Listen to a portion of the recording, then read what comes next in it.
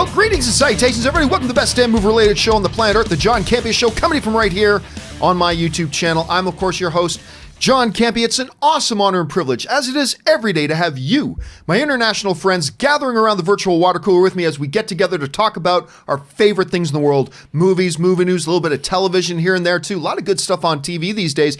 And, of course, joining us here today on this glorious Wednesday. I love this type of weather here in LA. It's nice and cool in LA today. That's my favorite kind. I am Canadian. Mr. Robert Meyer Burnett is here. Robert, how you doing, sir? John, it's the 20th of December today, or November today, and Yes. that means we're 30 days away, or 31 days, no, 30, for the rise of Skywalker. A month away, bro. And the clock is ticking. And, you know, it's funny because I was doing, we did Dark Side, Light Side yesterday. Right, how'd that go? And, it went great. Always have a good time talking Star Wars with Christian. And one of the things that came up was that I realized, and you know what, I knew this was going to happen. And it indeed happened. I knew that once I got on the other side, see, prior to The Mandalorian coming out, I was like, all of my attention's on The Mandalorian. I'm not getting, like, obviously I'm very excited for Star Wars Episode 9, but my engine's not really revving yet. And I had it in my head, you know, I bet once we get on the other side of the premiere of The Mandalorian, then I'll probably, absolutely. Now that The Mandalorian debut is in the rearview mirror, now I'm starting to get really excited about Episode 9, which means that my potential for being incredibly let down is also climbing. But I'm going to stay optimistic on this one because I've liked what I've seen so far. But anyway, guys, listen, we do have a ton of stuff that we got to talk about here today. Kathleen Kennedy made some interesting remarks. I don't know if you knew this, Rob, but apparently there are no Star Wars books or comic books. We're going to talk about that in a little bit. Guardians of the Galaxy's Mantis, Pom Clementif, who I'm sure I've always mispronounced her name, but I did sit beside her once in a movie. That's my claim to fame. But anyway, parents, she's going to be in not just Mission Impossible 7, she's going to be in Mission Impossible 8. So we're going to be talking about that. Speaking of outer space, Star Trek has just confirmed they're moving ahead with their new movie, and they got a new director. It's the creator of Legion, Noah Hawley. We're going to talk about that a little bit. A lot of people have been asking me all the time, what are review embargoes? How do they work? Daniel Craig says he's done. As James Bond, he reconfirms that and a few things more. But before we get to all that, we do have a couple things here to talk about off the top. And the first thing we're going to talk about off the top here is this. One of the movies that has a really solid chance of becoming like the number 10 billion dollar film of the year is Jumanji: The Next Level. Now, the first trailer for Jumanji: The Next Level came out, and I wasn't thrilled with it. It just didn't have a great feel to it. You know what I mean? But then the second and third spots came out, and I'm like, okay, now I'm getting a picture of what this is going to feel like and what this is going to be like, and I'm on board. Now the Danny DeVito and Danny Glover impersonation stuff by Dwayne Johnson and Kevin Hart, now this is starting to work for me. And it started to come together. Well, the first screenings for Jumanji: The Next Level have happened. And the responses have been very good. As a matter of fact, the majority of the responses that I'm reading are saying is not just as good as the original, it's better. They're saying it's better than the first one. Sean O'Connell writes, the new Jumanji: Next Level has some huge surprises and introduces a lot of story that's fun to explore. The best reason to go back into the game? Kevin Hart channeling Danny Glover. That joke kept making me laugh hard. Then we also got... where are we at here? Maude Garrett, he used to host a Star Wars show with me. Maude Garrett, Jumanji sequel, The Next Level, does what few sequels can do. It makes a movie that's just as good, if not better than the first. They kept what was fun and built on it with hilarious changes that left me laughing out loud. Totally worth seeing. Brandon Davis, of course, writes, Jumanji: The Next Level is hilarious. It's impossible to pick one cast member who stands out above the rest. It has some unexpected heart, too. Really big time. Everyone is so damn funny. And on through the listings I go, Robert, and all the reviews have been actually really, really shiny. To use a Firefly thing. It's shiny. They're absolutely shiny. I'm in a bit of a Firefly mood because yesterday over lunch I put on an episode of The Rookie, and which is Nathan Fillion's show, and Alan Tudyk was the guest star on it. It was like, made my heart so happy seeing the two of them on screen together again. Anyway, so the response has been great.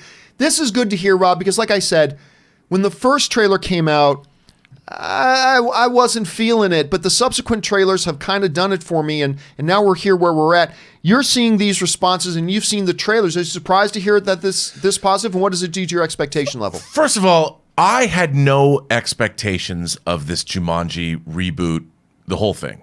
I'm like, I thought it was a bad idea. Dwayne The Rock Johnson's in it. And then I saw it, and I thought it was delightful. What a brilliant way to deal with this. And I figured, you know what? If they can make me, somebody who was not excited at all, if they can bring me around and really come up with a new premise and take that premise where it should have gone, well, I have to tell you, I've actually had expectations are high for this Jumanji sequel because I thought the first one, there's no way it could work, and it worked really, really well. And I was so surprised. Totally surprised. And the premise to me was irresistible. So I was thinking they'd have to really F it up for me to not like the movie. And it's so great to hear that they've lived up to the expectations. As soon as the Danny DeVito, Danny Glover reveal in the second trailer or something, whatever. Yeah. I'm like, oh my God. I don't know like who comes up with this kind of stuff, but that's like an idea. Whatever writers came up with that, I'm like, you know what? That's what I want more of in my entertainment.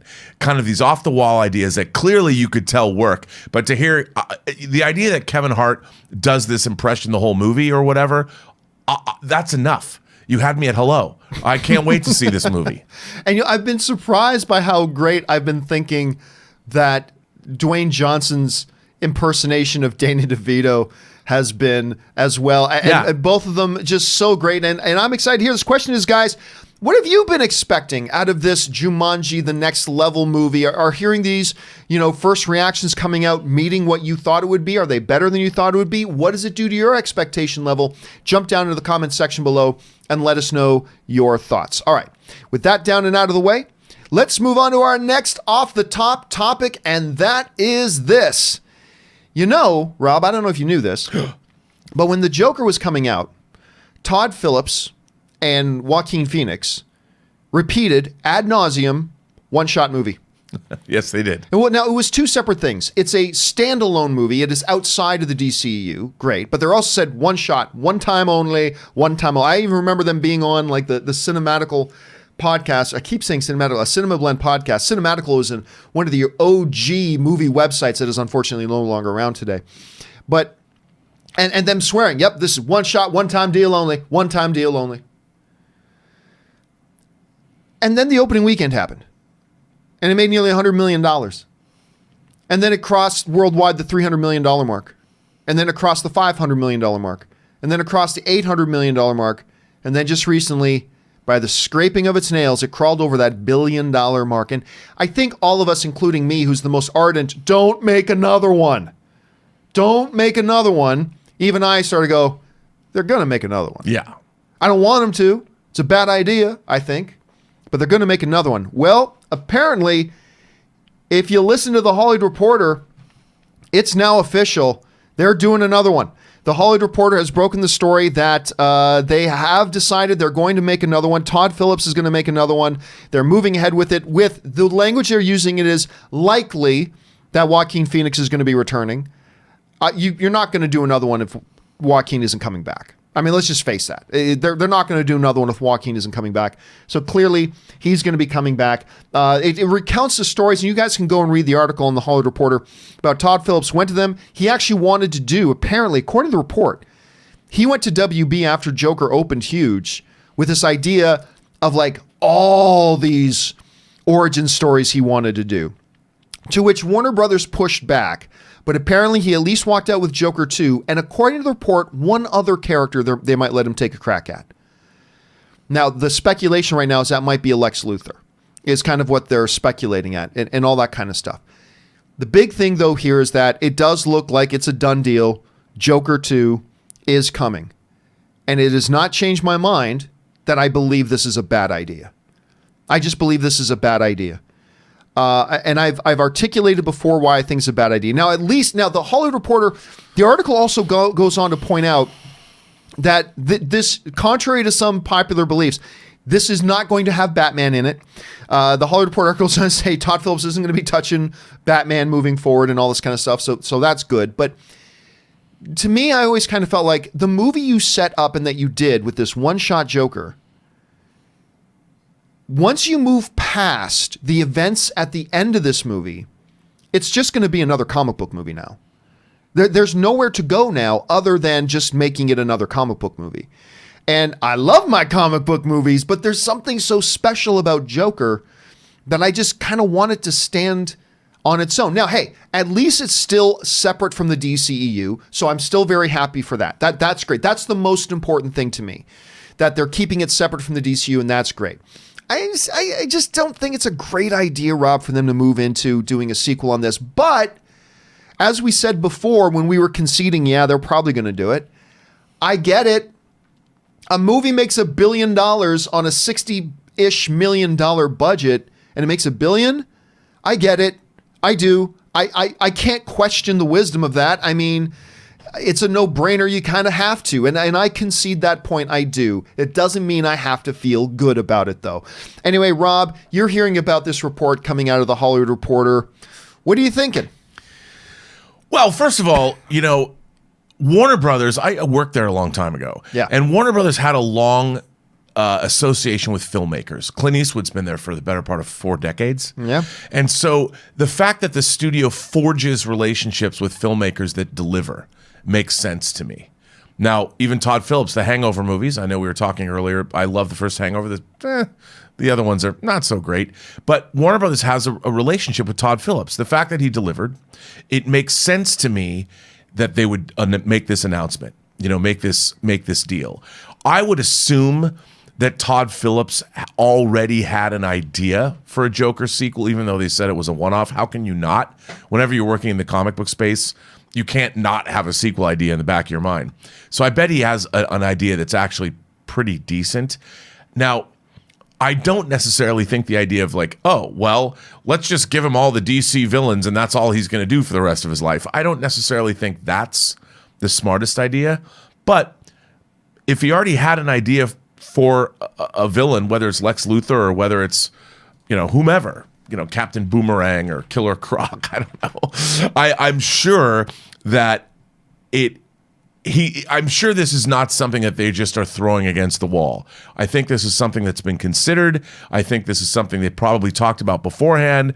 And at least I'd like to believe that we might get something special out of it. So it's not surprising it happened. I just hope it results in more great films. There's something I should point out here, too, is that the Hollywood Reporter is not the only one talking about this story. And by the way, remember, the Hollywood Reporter is not Cosmic Book News. The Hollywood Reporter is not Billy the Plumber's movie blog of the day.net. It's the Hollywood Reporter. They have built decades of relationships with people. They know the insiders, blah, blah, blah. It doesn't mean they're 100% right 100% of the time, but usually you can take it to the bank. However, another reputable outlet is Deadline. Yes. Again, a very reputable one. Deadline saying that this story isn't true. Deadline right now is coming out and saying, don't dress for the Joker sequel just yet, insiders. They're insiders, clearly not the same insiders talking to the Hollywood Reporter, say Todd Phillips never pitched an origin film series on other DC characters.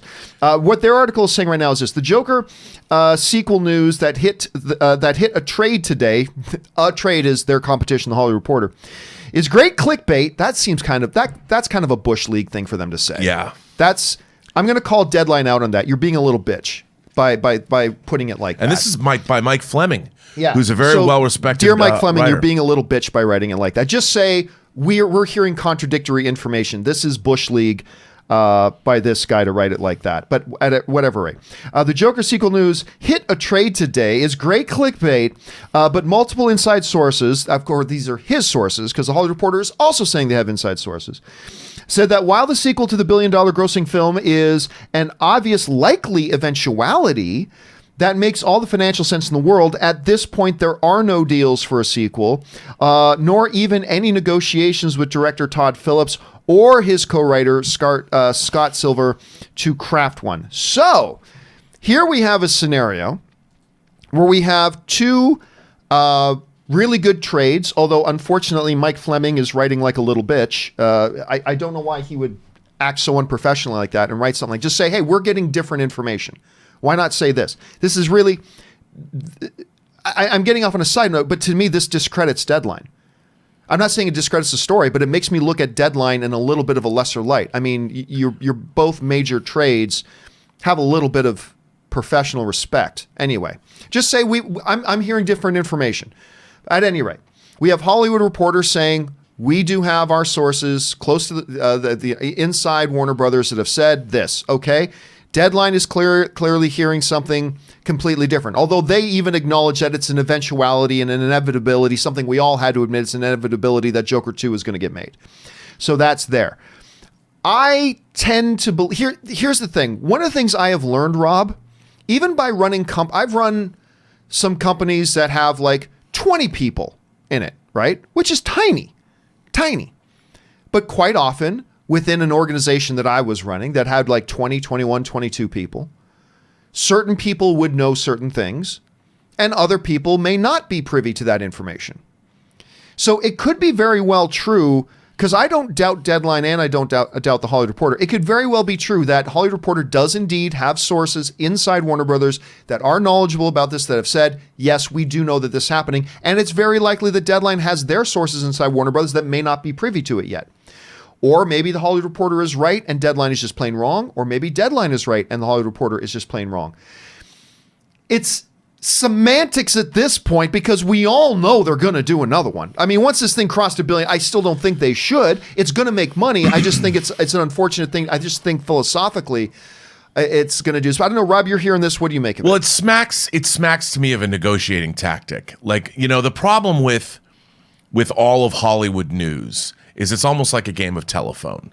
One person tells something else, and there's a lot of business as usual that the outside world doesn't understand. So we take something one way. It sounds to me like someone's agent could have leaked this information, or their management, or maybe their lawyer had a conversation with somebody, whereas the studio didn't want this information out now. And so maybe somebody from the studio called Mike Fleming up and said, yo, dude, we got to do some damage control here. We're in the middle of tense negotiations. Todd Phillips has us over a barrel. His agent wants another $50 million. So could you sort of discount this story until there's an actual deal in place? There's a lot of that goes on too, because having two stories like this is unusual. Yeah, it is unusual. So we'll see how this all kind of washes out. But I wanted to know how you guys felt about this story, and I made that the topic of today's question of the day. And the topic I simply put to you guys, I put this up on Twitter just before the show started. I asked you guys, crossing $1 billion made it inevitable, but now the Hollywood Reporter says it seems official that Joker 2 is going to happen, despite what Deadline is saying. Do you think it's a good idea to do it? It's just simple. Do you think it's a good idea to do a Joker movie? Not do you think it'll make money? Not did you like the first Joker movie? Do you think it's a good idea to do another Joker movie? To my shock and surprise, we've got a little over 2,000 of you guys have already voted on this. To my shock and surprise, because I thought yes would vastly outnumber the no's. I really, despite the fact that I'm a no vote myself, I thought yes would vastly outnumber the no's. But as of right now, 63% of you are saying no, it's a bad idea to do this. 37% of you, that's still a significant number, are saying, yes, it is a good idea to do it. So I'm going to leave the question with you guys. How do you guys think about this notion of them doing another Joker movie? Yes, it's a good idea. No, it's a bad idea. I mean, I get it. I can't jump down Warner Brothers' throat for doing this, because I get it. If I'm the CEO of Warner Brothers, I'm greenlighting a Joker 2, even though I philosophically think it's a bad idea. It's just, you're in the business of making money. Right. So, I mean, it's your job. I get it. I just don't like it. But what do you guys think about it? Jump down to the comment section below and leave us your thoughts. All right. With that stuff down, guys, let's move on to our main topics today. How do we select our main topics here on the John Campea Show? Well, it's really rather simply see you guys come up with them by simply going over to www.thejohncampeashow.com/contact. Once you guys get there, fill out the form with your topic or question, hit submit, and then maybe, just maybe, you might see your topic or question featured here on the John Campea Show. With that down and out of the way, let's move on to main topic number 1. And our first main topic today gets submitted to us by Derek Priano, who writes, "Hey, John, Daniel Craig has been asked a lot if he is done with Bond during the Knives Out press tour. He says, yes, someone else has to do it. But he did say he would rather slash his wrists than play Bond again, and ended up, well, playing Bond again. Over under 25% that he comes back for James Bond number 26. All right, thanks a lot for sending that in, Derek. And let's address this first. Derek brings up a comment that has been thrown around a lot by people, understandably so. Because after doing, what was it, Spectre? Yeah. After doing Spectre, you know, a quote came out and was used a lot from Daniel Craig saying, I'd rather use glass and slice myself up than play Bond again. But that comment was always taken out of context. You had to remember that Daniel Craig had just finished a long, grueling shoot on it. And his basic meaning was, right now, I would rather do. He wasn't saying, I'm never going to come back. He's saying, like, at the moment, I'd rather cut myself up because he just got off an exhausting, grueling shoot. He said it was a particularly hard one for him. So people always took that out of context. And I remember even on my old movie show, I talked about that specifically when he made those comments. So keep that in mind. So yes, Daniel Craig has, you know, we've taken his meaning saying, oh, he's not going to play it again. He's now coming out and saying he's not going to play it again. He was asked directly, are you done playing Bond? Yes, someone else is going to have to do it. Do I believe him?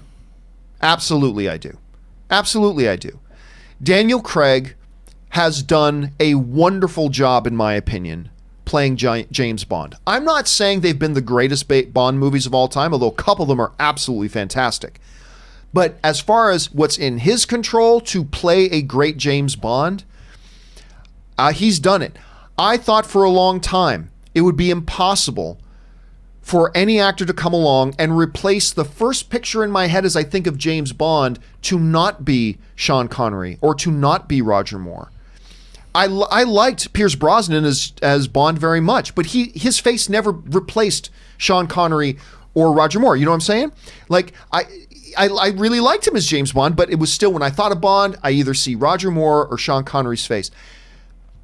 And I'm not saying Daniel Craig's better than anybody. I'm just saying now, when I think of James Bond, I've enjoyed what they've done here so much and what he's been able to do as the character, that when I think of James Bond, Rob, the face that pops into my head is actually Daniel Craig. At this point, I have really enjoyed him as Bond. He's done his time. He's fulfilled his service. Hell, he even did that one thing with the Queen. Remember that? Right, yep. Oh, that had to be the coolest thing of all time. He actually got to do that with the Queen and play James Bond. I mean, that was one of the coolest things ever. But anyway, I do believe him. I believe he's done.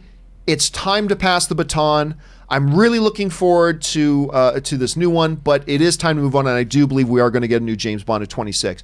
Robert, as somebody who's far more connected and really attached to the James Bond franchise, even more than me, you think he's done, or do you think there's actually a chance he could come back again? Oh, I think he's done. And if you think about Bond in history, No Time to Die comes out in 2020. Right. That means Daniel Craig would have played Bond consecutively from 2006 to 2020, which is 14 years. Roger Moore played James Bond from 1962 to 71, but in the middle of that, he didn't do On Her Majesty's Secret Service in 69. And then, of course, he did come back and do Never Say Never Again, an unofficial Bond movie in 83. Roger Moore played Bond from 1973 to 1985, which is only 12 years. So no actor has played Bond for a longer period of time consecutively than Daniel Craig. He's getting into his 50s now. These are really grueling movies to make.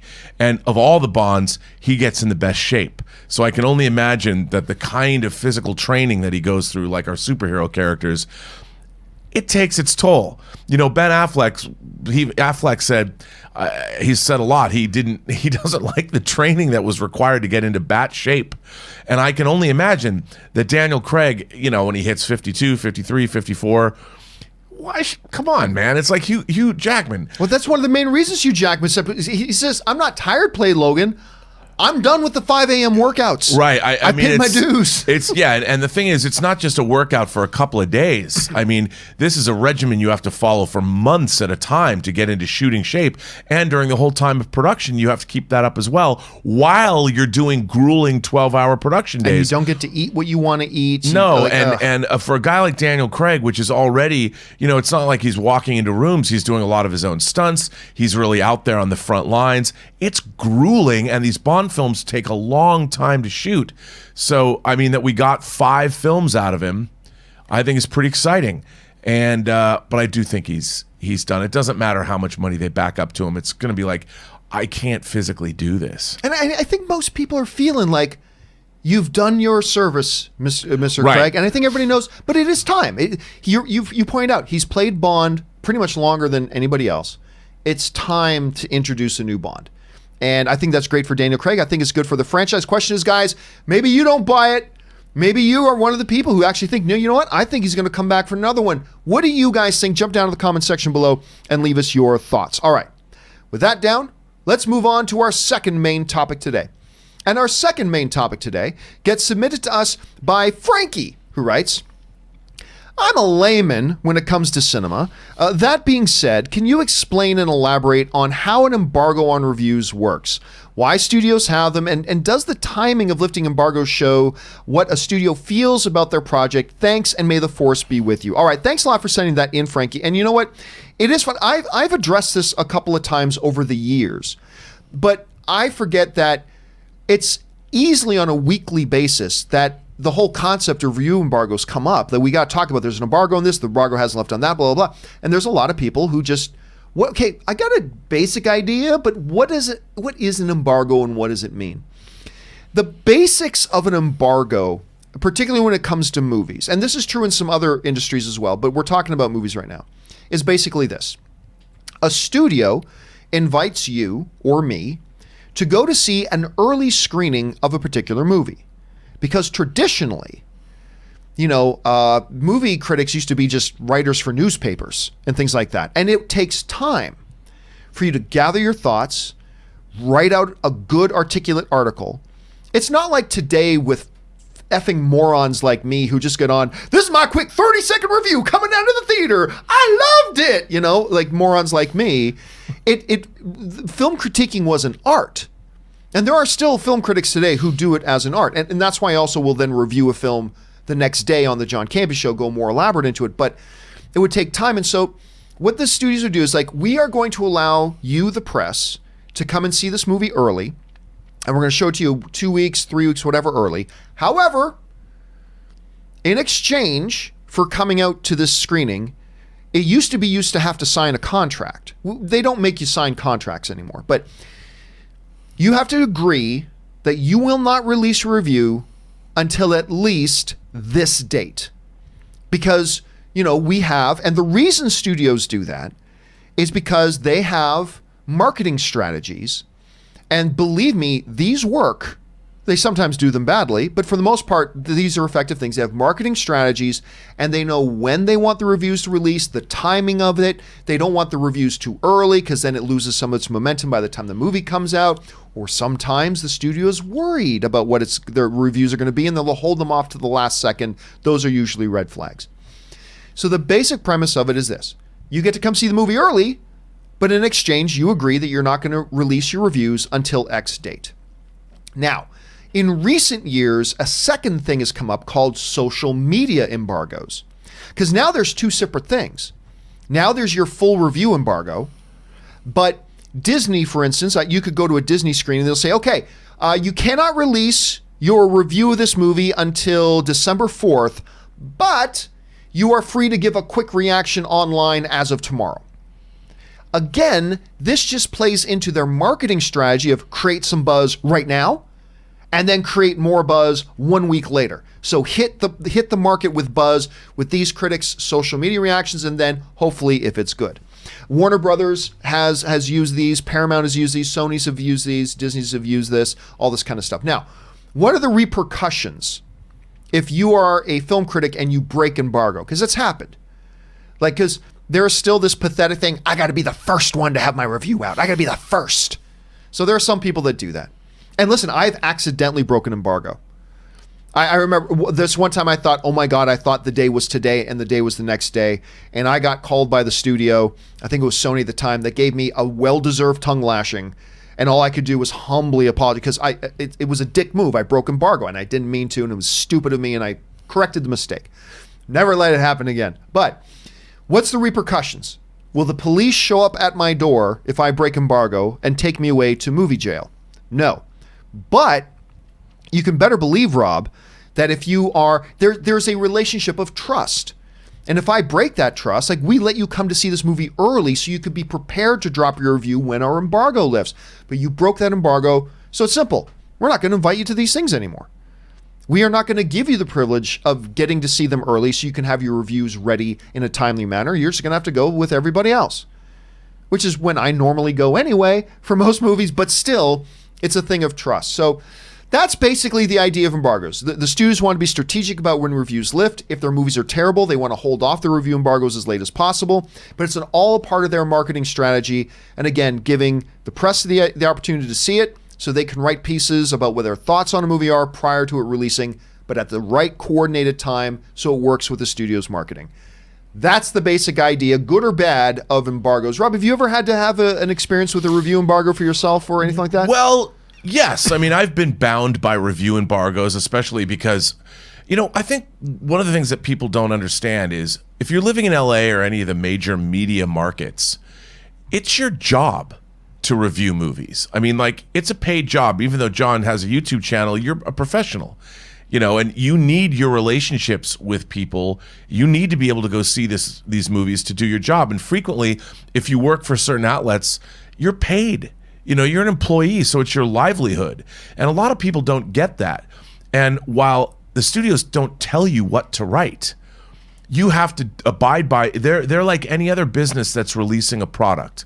It just happens to be a product that we all love so much. We all love movies. But make no mistake, it's a product.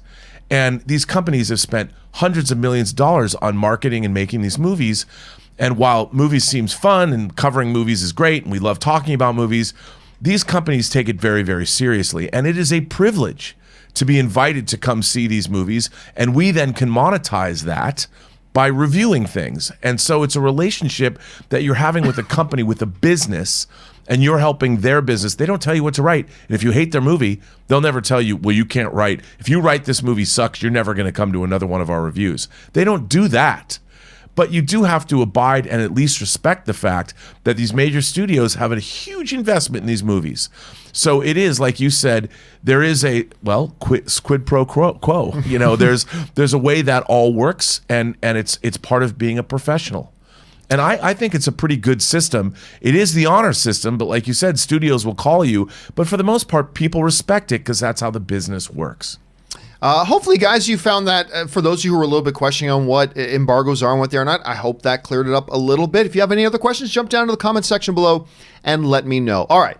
With that down, let's move on to our third main topic today. And our third main topic today gets submitted to us by Nick Sergey, who writes, a couple of trades all started reporting that Star Trek IV is back on with Legion creator Noah Hawley set as director. Thoughts on this? I think Paramount realized they need to nourish the franchise they have. Well, they've always realized they need to nourish the franchise they have. But yes, absolutely. And thanks a lot for sending that in, Nick. And yeah, Rob, listen, it looks like we are getting ourselves a new Star Trek movie per se that is going to be coming and is on the way. Now, this is something they've been trying to do for a bit. They've been trying to get one going for a little bit here and having a little bit of trouble doing it. Just recently, they had brought on there was a female director that was brought on to do it, but then that story that she was interested in doing kind of got pushed aside, and now there's a new story. Now, for those of you wondering, here's the technical aspect of it. This comes to us from The Wrap, who writes, Legion creator Noah Hawley is in talks to write and direct the next Star Trek film for Paramount. An individual with knowledge of the project tells The Wrap. The film will be the fourth in the series that began with 2009's Star Trek reboot. This is interesting. Chris Pine, Zachary Quinto, Zoe Saldana, Simon Pegg, and Carl Urban are expected to return. Now, the reason, and we'll get to the more important thing here in a second, which is, of course, the Noah Hawley aspect of this. The reason why the Chris Pine mentioning is interesting is because, remember, he and Chris Hemsworth both basically said, no, we're not doing the next Star Trek movie because we want, our salary demands met. And Paramount was looking to them to take pay cuts because of the realities of how much money these movies actually make, and that caused a lot of problem. But apparently Chris Pine is back in the fold. Whether or not they're going to be able to restart talks with Chris Hemsworth and pursue that story, or that they're going to abandon that, we'll have to wait and see. But anyway, Rob, you see this whole thing here with Star Trek and all that kind of stuff and Noah Hawley, and you are the biggest Trekkie I know. Trekker, Trekkie, whichever your preferred thing is. What do you think about the addition of Noah Hawley to direct this thing? It is no secret to anyone who follows me that I have been, let's just say, not a fan of Bad Robot's stewardship of the Star Trek franchise. That said, I love this idea. I love this idea because, first of all, Noah Hawley comes out of television, doing Fargo and doing Legion, which I loved. I love Fargo as well. And everybody got really excited. Remember, he was, before the Fox Disney deal happened, he announced at Comic-Con he was going to do a Doctor Doom movie. Yeah. So everybody was excited about that too. I'm a huge fan of Noah Hawley as a creator. He is an auteur, which is what Star Trek needs. Nicholas Meyer came in and famously rewrote Jack Soward's script for Star Trek II at the 11th hour. And I think Star Trek needs someone like Noah Hawley to do something interesting and unique. But more importantly, Noah Hawley comes out of TV. The thing that these Star Trek movies need is somebody to make a great film that doesn't cost $200 million or $150 million. Star Trek movies don't travel well internationally. I think Noah Hawley will come in and make this movie for a price. It's going to allow them to pay the actors a little bit more because, let's face it, they've got to bring them back. I thought the idea of bringing back Chris Hemsworth as George Kirk was stupid. He died. I love the idea. Not maybe from a Star Trek standpoint, I didn't like it at all. I think this is time they've got an auteur behind the camera, they got an auteur writing the script, they've got somebody who comes out of television that knows how to make things for a price. Legion is an incredible series, totally imaginative, totally outside the box, and if he can bring that to Star Trek, that's what Star Trek needs. I mean, where's the final frontier, as Kirk once said? The human heart. The human heart. Where's the human? I can't tell on the camera. The human heart over here. And I think that's what Noah Hawley's going to bring to Star Trek, and that's what Star Trek needs. I think he's already pitched his idea. I think they like it. I think they want to move forward with it. I think we're going to get something great. And I, for one, as a Star Trek fan, lifelong, am excited. Now, it's funny because we come from completely opposite points of view. I've also been a fan of Star Trek. I'm more of a Star Wars guy, obviously, but I've always really appreciated and loved Star Trek as well. But I'm a bit of the opposite. I really do enjoy the Bad Robot Star Trek stuff. I enjoy discovering all kinds of stuff. But I also think this is a great idea. This guy has shown he can tell this sort of storytelling. And you're right. I think this is a case where coming from television is going to be a benefit, not only for himself, but for the storytelling process as a whole. And it's going to be really interesting to see where they're going to go with this. Question is, guys, what do you think about the addition of a Noah Hawley, the guy who created Legion, coming on board to direct the next Star Trek film? I mean, look, we've said it before, but there's no guarantee this movie's going to happen, but it looks like they're moving forward with this. Do you like the idea? Do you not like the idea? Jump down to the comment section below and let us know your thoughts. And by the way, it should also be highly, highly, highly, this has nothing to do with the Tarantino Star Trek idea. That is something that all the stories made very clear. This is an idea and something that's completely separate from the Tarantino one. So that's still something that may or may not happen in the future. Just keep that in mind. All right. With that down, let's move on to our fourth main topic today. And our fourth main topic today gets submitted to us by Stephen Marchant, who writes, "Greetings, John and team. I had to shake my head and look again at what I was reading. But Kathleen Kennedy just said that part of what makes making Star Wars movies so hard is that unlike comic book movies, there's no source material to draw from. No books or comics. I couldn't believe it. Is she that clueless? Help me understand." Well, Stephen, let me help you. Help me help you. All right, so here's what's going on. For those of you who watched Dark Side, Light Side yesterday, we talked about this, but it bears bringing up again. Plus, I also want to get Robert's input on this. Kathleen Kennedy, who is a little bit of a lightning rod when it comes to the Star Wars community, even just for myself, I have a huge amount of respect for Kathleen Kennedy. Massive amount of respect.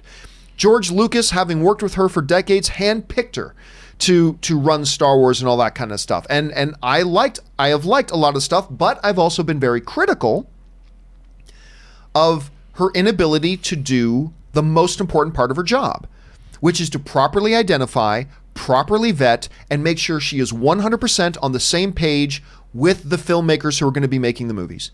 And time again, we have seen she chose the wrong people, only to have to announce to the world that they're directing the next Star Wars, and then they leave. And now these guys are going to write a new trilogy, and then they leave. And then, we got this person doing episode 9, and then they leave. This isn't over the course of 20 years. This is over the course of 4 films. They've had 5 major dramas. Maybe the most obvious big one of them was the whole Lord Miller fiasco, because she did not make sure she was on the same page with them before hiring them. Now, she's turned that around with Mandalorian. The Mandalorian is the greatest example of Kathleen Kennedy doing her job to absolute perfection. She heard hundreds of pitches, loved the Jon Favreau pitch, made sure her and Favreau were 100% on the same page, that he was going to take this in the direction they wanted to go overall. Then she paired him up with Dave Filoni, and then once all that was done, she said, now go forth and make your project. That is her doing her job perfectly. A little too little and a little too late, but at least she's doing it right at this point. She caused a stir yesterday because in an interview, in which she said a lot of very interesting things, by the way, but we're going to focus in on this one thing for now. We'll probably talk about some of the other things she mentioned moving forward. But one of the things that came out is this whole thing about books and comics. This was the comment she made. She said the following.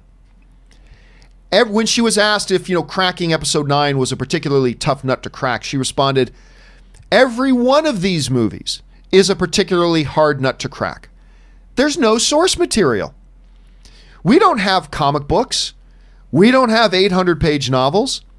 We don't have anything other than passionate storytellers who get together and talk about what the next iteration might be. We go through a really normal development process that everybody else does. You start by talking to filmmakers who you think exhibit the sensibilities that you're looking for, and I would argue that the list is very small. People who really do have the sensibilities about these kind of movies, and the list is very small. Now, there's a lot of interesting things in here. But the thing that everybody seems to be zeroing in on mostly, because it is the big glaring flashing red light, is that the head of Lucasfilm just made a comment that there is no source material. We don't have comic books. We don't have novels. Now, Rob, as somebody who has been a lifelong Star Wars fan, I got to admit, sometimes I get some things with Star Wars wrong. I actually was under the impression that there were Star Wars books and that there was Star Wars comic books and video games and holiday specials. And I was under this mistaken impression that there were. Now, listen, I should point out here, Rob, that Christian Harloff on my show yesterday raised a very, very good point. And that point was this, that clearly Kathleen Kennedy knows there are Star Wars books and comics. Christian surmises, and he's probably right, that specifically what Kathleen Kennedy is referencing is that, hey, listen, there isn't a Star Wars Episode 7, 8, and 9 book for us just to turn to and make Star Wars Episode 8 from the book into the movie. That is 90% probably what she is specifically referring to. And I think when all of us take a little bit of a breath after we recoil from the seemingly idiot thing to say, I think we can start to get a little bit of a picture of where she's coming from. But Rob, I want to propose that even assuming that we understand she was specifically talking about a specific set of movies and that there wasn't a specific set of books or comic books related to those specific movies, that's what she was referring to. Even if we accept that, and I do, I still want to propose there are 3 reasons why this was still a really, really dumb thing to say. A really dumb thing to say.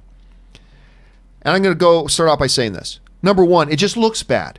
Look, when you are the head of a company, look, I run a tiny, insignificant, dumb as shit little YouTube channel. Dumb as shit? Well, I can only speak for the host. And I know that, and I've made mistakes, but I know that I have to be careful about the way I say things and how my public communication comes across. It's an important thing. And I've dropped the ball on it, absolutely. When you are the president of Lucasfilm, representing the most beloved franchise of films in cinematic history, you've got to be careful, particularly when you're doing a high-profile interview. You've got to be careful with your wording and what you're going to say. Now, this is maybe a little bit of a nitpick. It's not a big problem, but I would say, especially amongst a divided Star Wars fan base, Kathy, you got to be real careful about how you're saying things. You got to plan these things out and just be careful with your wording. So there's that. Number 2. It was an idiot thing to say because she just in one statement completely discredited the work that screenwriters do when they adapt material. I have spoken to a number of professional Hollywood screenwriters that insist to me, listen, writing adapted screenplays is harder than writing original screenplays. Because when you're writing an original screenplay, it's whatever you want. It's a blank page. It's a clean slate. You can create that world and those characters and whatever you want to do. And it's still monumentally difficult. But the screenwriters I have spoken to have said, but man, when you are trying to adapt something where there's pre-existing expectations, where there's pre-existing actions and characters and events and circumstances that you have to work your creativity around to bring, and then you've got to adapt it and bring it to another medium, they say that's a particular challenge. By saying, well, you know, it would have been so much easier if we were adapted stories. I think the statement, again, is an insult and a slap in the face to the incredibly skilled, gifted writers who do the incredibly hard work of adapting screenplays. I don't think that was her intention. I don't think she at all intended to insult anybody. But again, it goes back to you got to be careful with what you're saying, because I personally know a couple of people who were directly insulted by her insinuation there. Again, I'm convinced she meant no insult by it, but still. But the third reason this was a dumb thing to say was that even though there are no Star Wars Episode 9 books, let us not pretend that there isn't a wealth, 90% bags of crap, admittedly. I'm sorry to everybody who loves the EU, 90% of it is absolute unreadable garbage. But 10% of it is actually really damn good. And within that, there is a vault full of old Star Wars stories and lore that you are free to go and maybe not take the entire story, but cherry pick from. Rebels went and got an EU character by the name of Grand Admiral Thrawn. They did not tell the Grand Admiral Thrawn story the way it was in the EU, but they cherry picked that character out and repurposed him and retrofitted him for their story purposes. Don't pretend like in the Star Wars lore, you don't have you don't have to go and take Darth Bane and then tell point for point the Darth Bane story, but you can go and take the Darth Bane character and retrofit him to your purposes in your movie. There's lots of material to draw from. So you're kind of insinuating that there wasn't, and there is.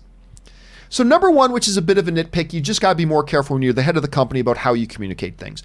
Number two, you got to be careful how you say these things, because I believe that what she said was a direct slap in the face to screenwriters who do the incredible difficult work of adapting screenplays. And number three, it was just incorrect to say that, because you do have a wealth of information that you can draw from if you so choose. So do I think her statements, Rob, were the end of the world kind of statements? Absolutely not. They're not end of the world statements. But it was a dumb thing to say. And I've said dumb things. You've said dumb things. Y'all have said dumb things. It does not the end of the world, but still we call ourselves out when we do it. And this was a dumb thing for Kathy Kennedy to say. Anyway, Rob, you saw these comments. You've had a chance to marinate on them for a while. What do you make of what she said? Well, first of all, when Star Wars was created by George Lucas, he was drawing on Flash Gordon. He was drawing on Kurosawa movies like The Hidden Fortress. There was no Star Wars at all, but he was being influenced by all of these other things.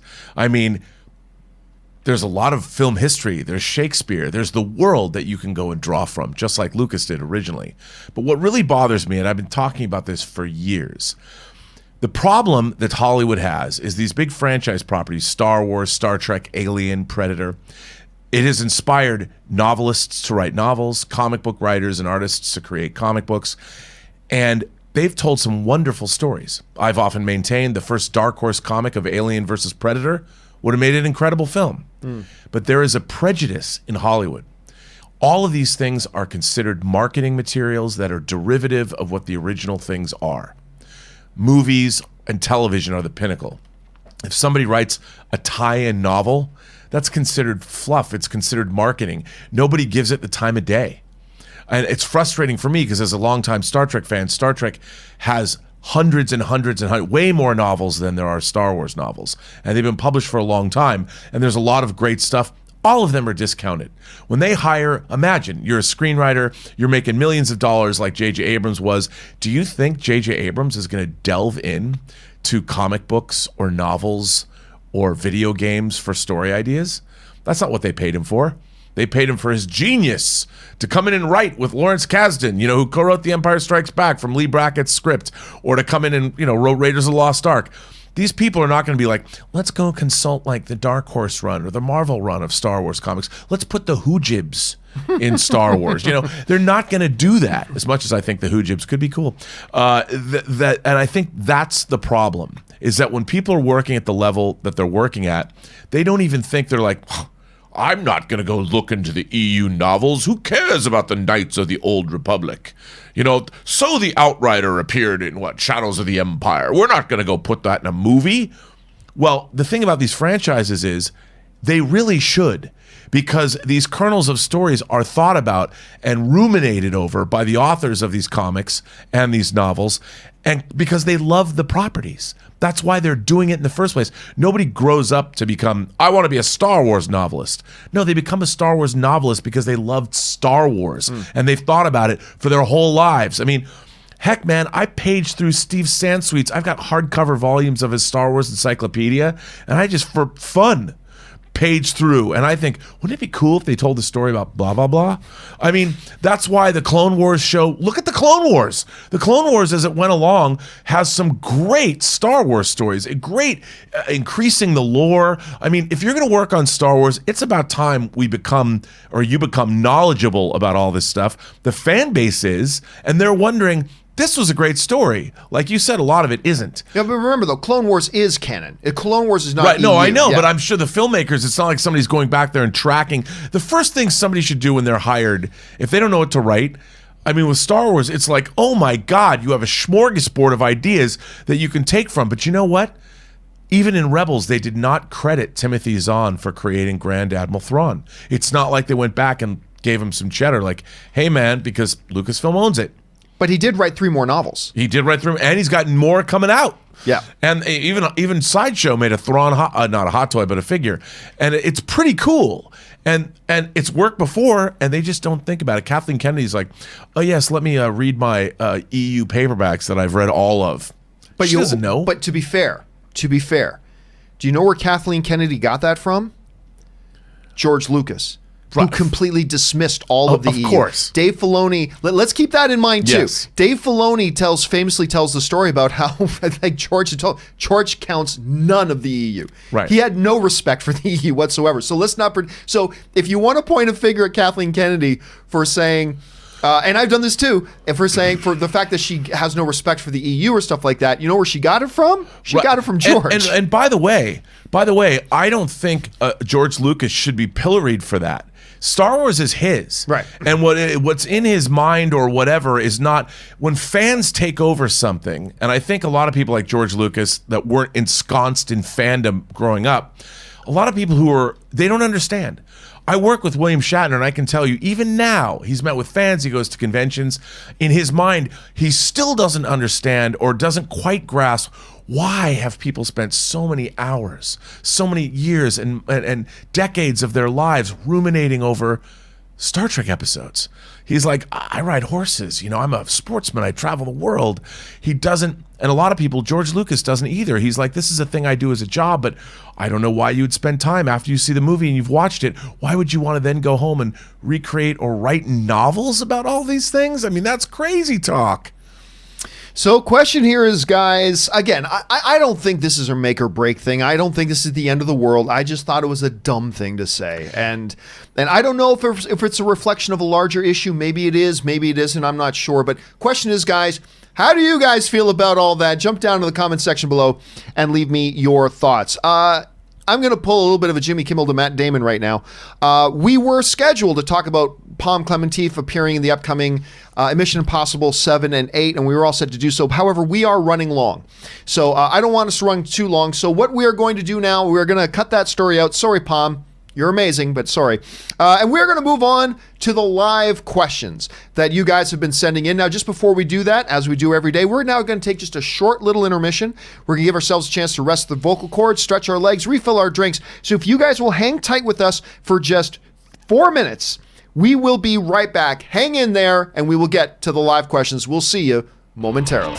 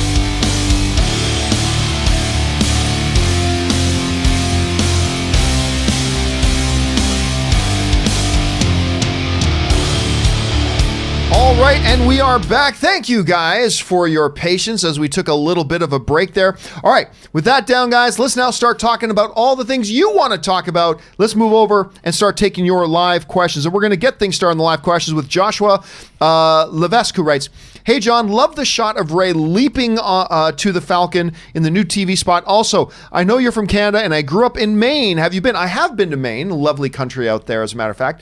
Yeah, the TV spots have started playing. I was mentioning that the other day. I thought, because a lot of people ask me, John, it just kind of feels like they haven't gone full throttle on the Star Wars Episode 9 marketing yet. And the thing I've been saying is, wait till after Mandalorian airs. They want a lot of the attention to be on Disney Plus and Mandalorian right now. Once that launches, you'll see it. Sure enough, they start. Have you seen the new spots, Rob? I have. What do you think? It looks good. I mean, I'm in. That shot was pretty cool. I have to say, they also first released the first pictures of the first Rise of Skywalker hot toy, and it is Rey in that new Jedi, whatever she's wearing, and she looks great. Yeah, it looks good. And the character posters got released. I don't really care about character posters. Look, it's the character standing. I don't really, right. But they were released, so there's that. Ben Rayner writes, it's like looking into a mirror. This is from Face Off. It's like looking into a mirror, only not. I love Face Off, man. Face Off, great. Either Audrey writes, weekly anime recommendation, genre, slice of life, comedy. Recon. Hibiki is a caring, lovable airhead who is kind to everyone, be they people, dun dun dun, or ghosts. This is another one I have not heard of before. Rob, have you heard this one? I mean, there's so much of this stuff that I'm so old school. I'm such a mecha anime guy, or it's Legends of the Galactic Heroes for me. But this sounds good. I'd watch it. How many ghosts are there? The neat thing about either's recommendations is I get messages from people who say they look forward to the recommendations every week, and there's a bunch of people who actually take it, and then they go watch it, which is awesome. So thank you for sharing that, either, Audrey. All right. Donaldo Martinez writes, morning all. Rob, do you think we'll get the rest of the Alien movies on 4K? Curious why they weren't released along with the first one. Look, now that Disney's basically dumped a lot of what they own on 4K, they were putting stuff out in anticipation of the release of Disney Plus. I hope so. I would love to get Aliens at least on 4K. I hope so. But again, I don't know, man. All I do know is that Studio Canal announced Basic Instinct in 4K yesterday, and I'm very excited. You are all about Basic Instinct, I am all man. anything that Jan de Bont, the 4K of Die Hard was a revelation. Jan de Bont shot Die Hard. They could never get his Basic Instinct looked terrible. They're also doing Flash Gordon in 4K. Woohoo! All right, next up, Murray Reich writes, 1 of 2. Saw Honey Boy and I really loved it. Very heartwarming. Shia LaBeouf plays great as the abusive father trying to reconcile with his 12-year-old son, played by Noah Jupe, who also played great, by the way. He played Ken Miles' son in Ford v Ferrari. 9 out of 10. You should definitely go see it. Yeah, and that's the one. There are 2 movies that I have not really, that I need to absolutely see, that I have not yet seen. Discounting the ones that haven't come out yet. One is Honey Boy, which I desperately want to see, and the other is also Peanut Butter Falcon. Those are the only 2. I got all the other ones scratched off and ready to go. It's just those are the 2 that I got to say. I continue, Rob, to hear great things about both. Have you had a chance to see either yet? No, and I really want to see. Academy screeners are starting to be sent out. Yes, we're going to start getting the opportunity. Peanut Butter Falcon's one of them, but I really want to see Honey Boy a lot. I watched a lot of Shia LaBeouf's press tour for that, and it looks really good, really interesting. Oh yeah, he's like 5 crackers short of a pack, but he's a remarkable talent. Yeah, remarkable talent. All right, Dim Sum 05 writes, Watchmen trailer with the Smashing Pumpkins song or the Man of Steel trailer number 3. I prefer the Man of Steel trailer, but that Watchmen trailer is close. Oh, I absolutely take the Man of Steel trailer. Absolutely 100%. Rob, what about you? Well, I gotta say, I loved that Watchmen trailer because I'm such a huge Watchmen fan. So before the movie came out, I was just freakishly excited. I should not have nearly been as excited for this movie as I was, but I really was. So that I love that Watchmen trailer because I never thought I would see it. So I'd have to go Watchmen. By the way, I quite liked the last episode. I quite liked the most recent episode. I thought it was pretty good. Yep. All right. Next, Noah Mellemstrand writes, with the species of the bounty in The Mandalorian not revealed yet by George Lucas, do you think there's a chance that it is a will in the flesh? Of course, what he's referring to is that there has never been an official identity or species name given to Yoda or Yaddle or, that whole race. I think if he was actually a will, then I think that is something that would have been revealed up to this point. Over the past, sometime in the last 30 years, that would have been revealed. So I'm going to guess, but it's only a guess. I don't feel confident about this. I'm just saying I'm going to guess no. Rob, what do you think? Yeah, I would tend to say no, although maybe that's the big revelation at the end of the series, and they're going to finally bring the will, the idea of the wills, which has been there.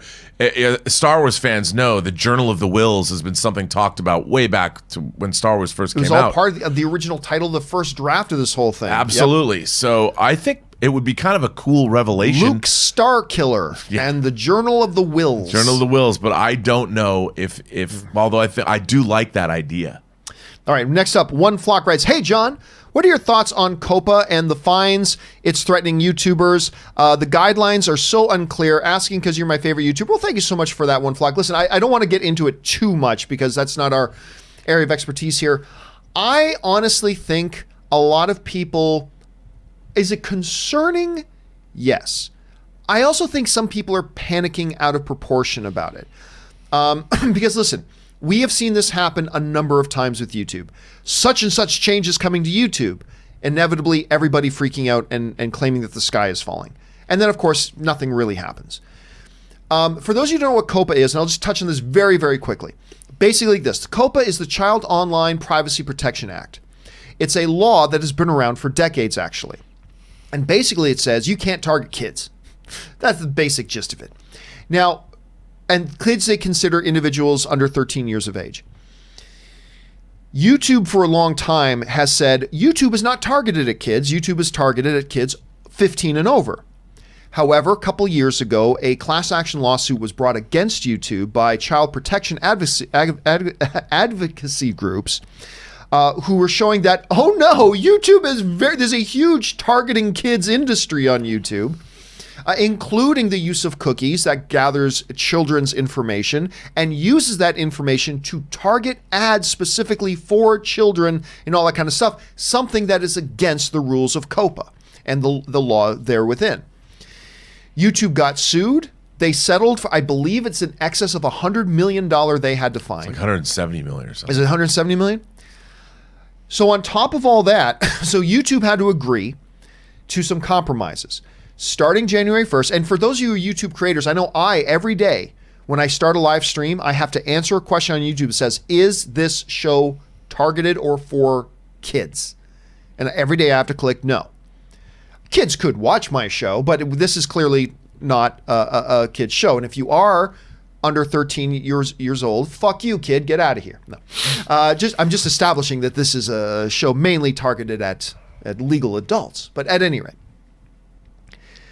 So now, the reason the fine was so high is because under the already existing law, if you violate COPA mandates, you can be fined $42,000 and something dollars. Per video. Well, this is going back. I mean, this is outside of YouTube. You can be fined for that.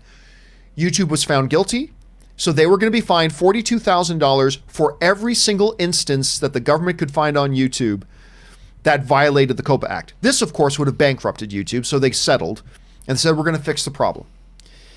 Now, moving forward, if you improperly label one of your videos and say, this is not for kids, but then you clearly make a video that is for children, you can be fined by the government $42-something thousand, which is going to dissuade a lot of people from making content for children.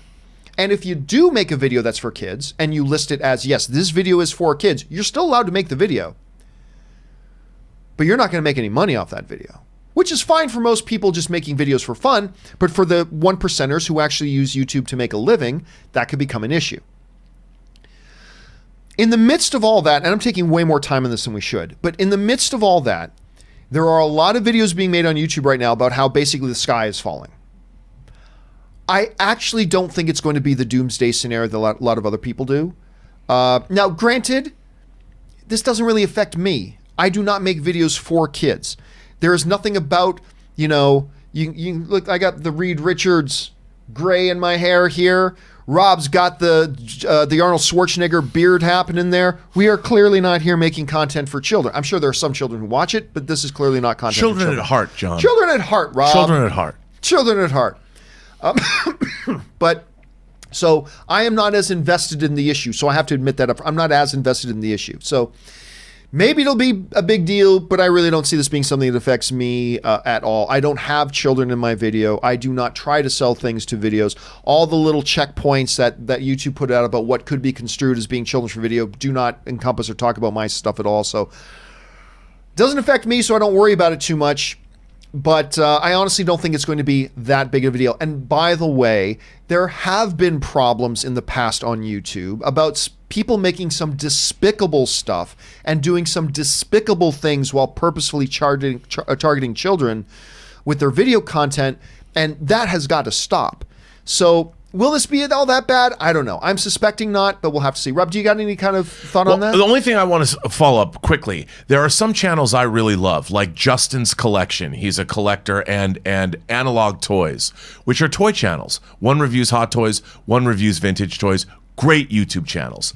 There's a little worry that there's crossover there. These are clearly collector's toys made for adults, but it's still a toy channel. So people wonder, well, I mean, are all toys... Look, $200 Hot Toys figures are not being bought by 13-year-olds and younger unless you have really rich parents, so maybe not. But there is a little bit of a concern and overlap there. But I think it's all going to come out in the wash, and clearly those channels are not for children. And there's a lot of Star Wars content, too, that kids could watch, but even that is not being targeted toward young kids.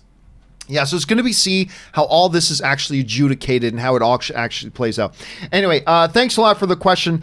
And now we're gonna have to really try to motor through the next bunch of ones here to get caught up. Sorry about that. Murray Reich writes, "Have you seen season 7 premiere of Ray Donovan? It's really good." I have not. I really like this show. I do too. I fell off a little bit when they first went to New York. I prefer Ray Donovan in LA, but I've not seen the season 7 premiere, and apparently this is the final season. Yeah. But I'm going to get on that really quick. Dimsum05 writes, "Internet in 2007. We want a la carte channels. Networks launch their own streaming services. Internet, not like that. Piracy it is." Smack my head. Hey, listen, remember, we are still in the early formative days.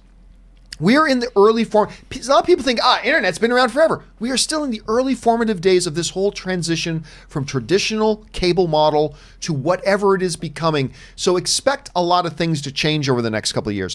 Gabriel Reed writes, "What's up, Tiger Lily?" Oh, what's that from again? Well, there's a movie called What's Up, Tiger Lily. But is that what I'm thinking of, just a movie title? Because I had in my head it was maybe something else. Well, it's probably a quote. He quoted it, but Yeah, no, you're probably right.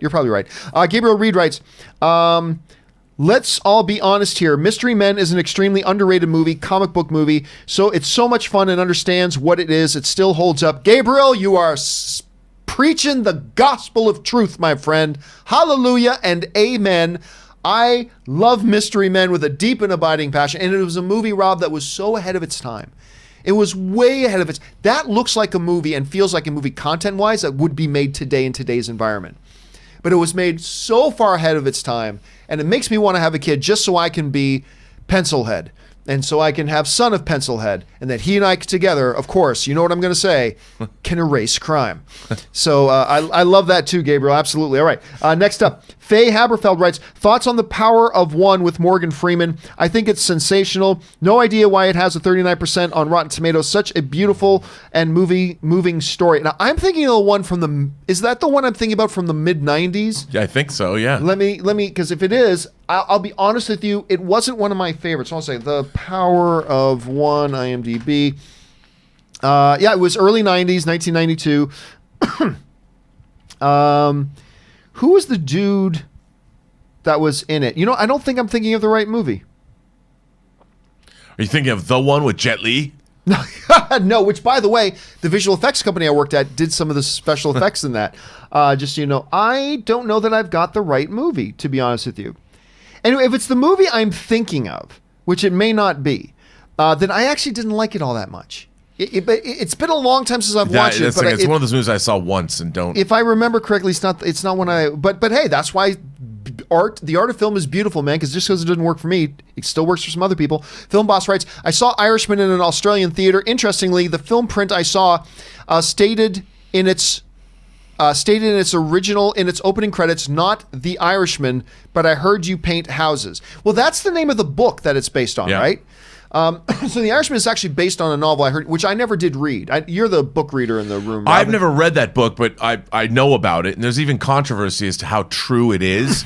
But it makes sense to me. I mean, Martin Scorsese made a movie called Alice Doesn't Live Here Anymore.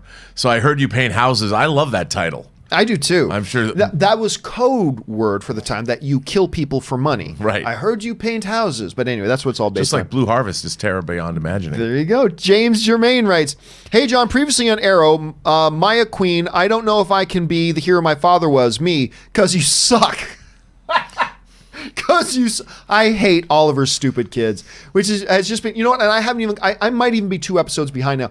I've been really enjoying this season of Arrow more than I've enjoyed Arrow in a long time, except every time Oliver's idiot kids come into play. As soon as Oliver's idiot kids come into play, I just tune out. Like my head just zones out and I start looking at my phone or doing something else, and it's really unfortunate because you suck. Film Boss writes, "Holy F, Rick Baker has 7 Oscars.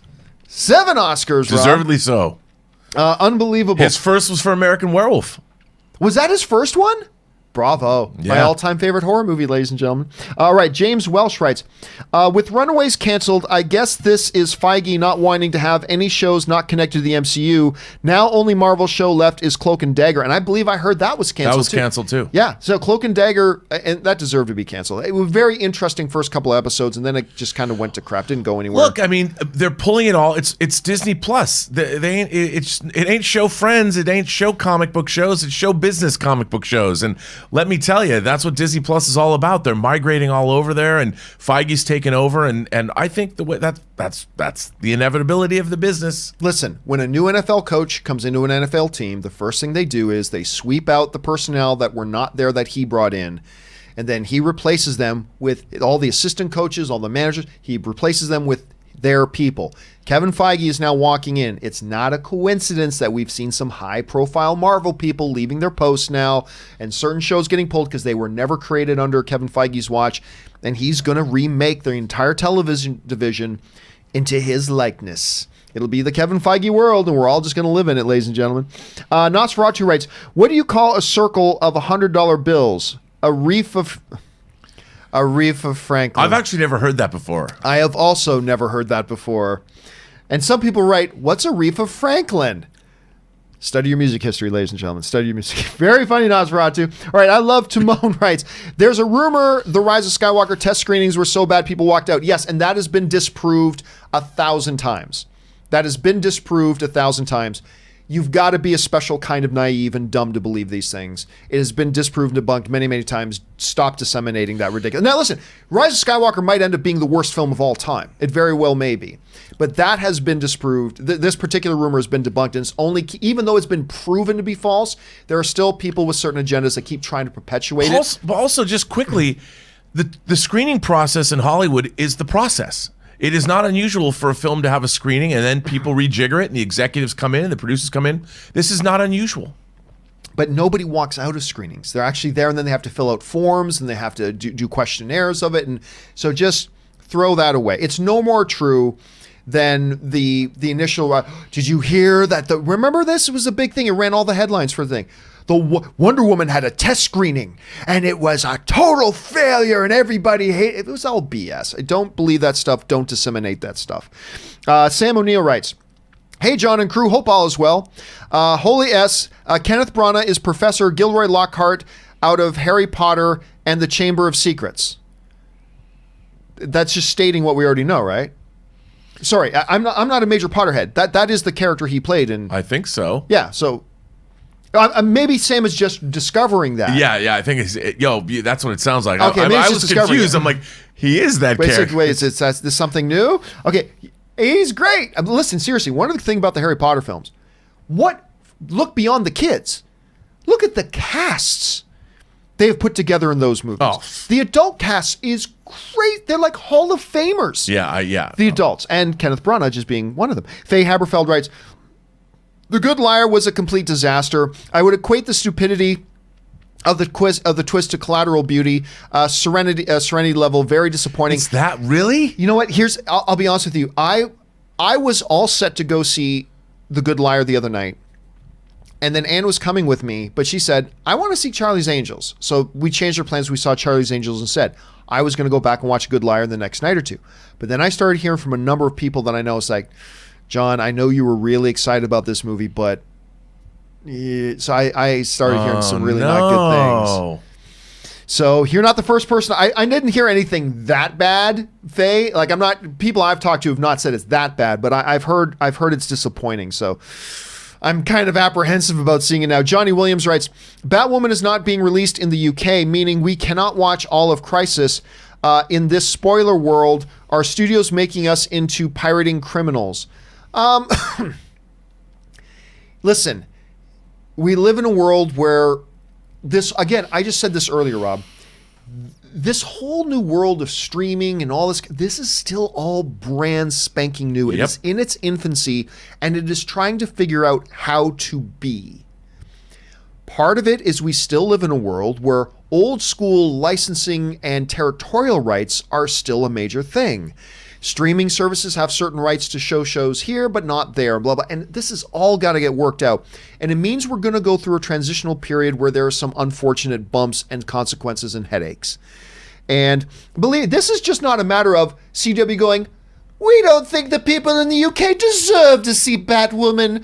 Meh. That's not what's happening here. Believe me, they want everybody in the world to see their stuff, but there is going to be a growing pains period that this is the same reason why.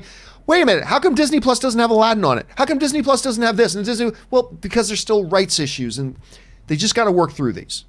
And once they get to the other side of them, I don't know, anything to add to that, Rob? Or? No, I think that's pretty good. But it does suck, Johnny, if you're in one of those places and you can't see that stuff. Not that I think you're missing out on much with Batwoman. Ryan Lohner writes, Star Wars has lost another director, initiating self-destruct. I mean, that's what it kind of feels like, dude. Seriously. It totally feels like that all the time. Willow Yang writes, what did you think of Gavin O'Connor's Warrior? Oh my God, I loved it. I don't know anything about MMA, but I really enjoyed the movie. The performances were wonderful. I'll tell you what, Rob, it was the movie to me...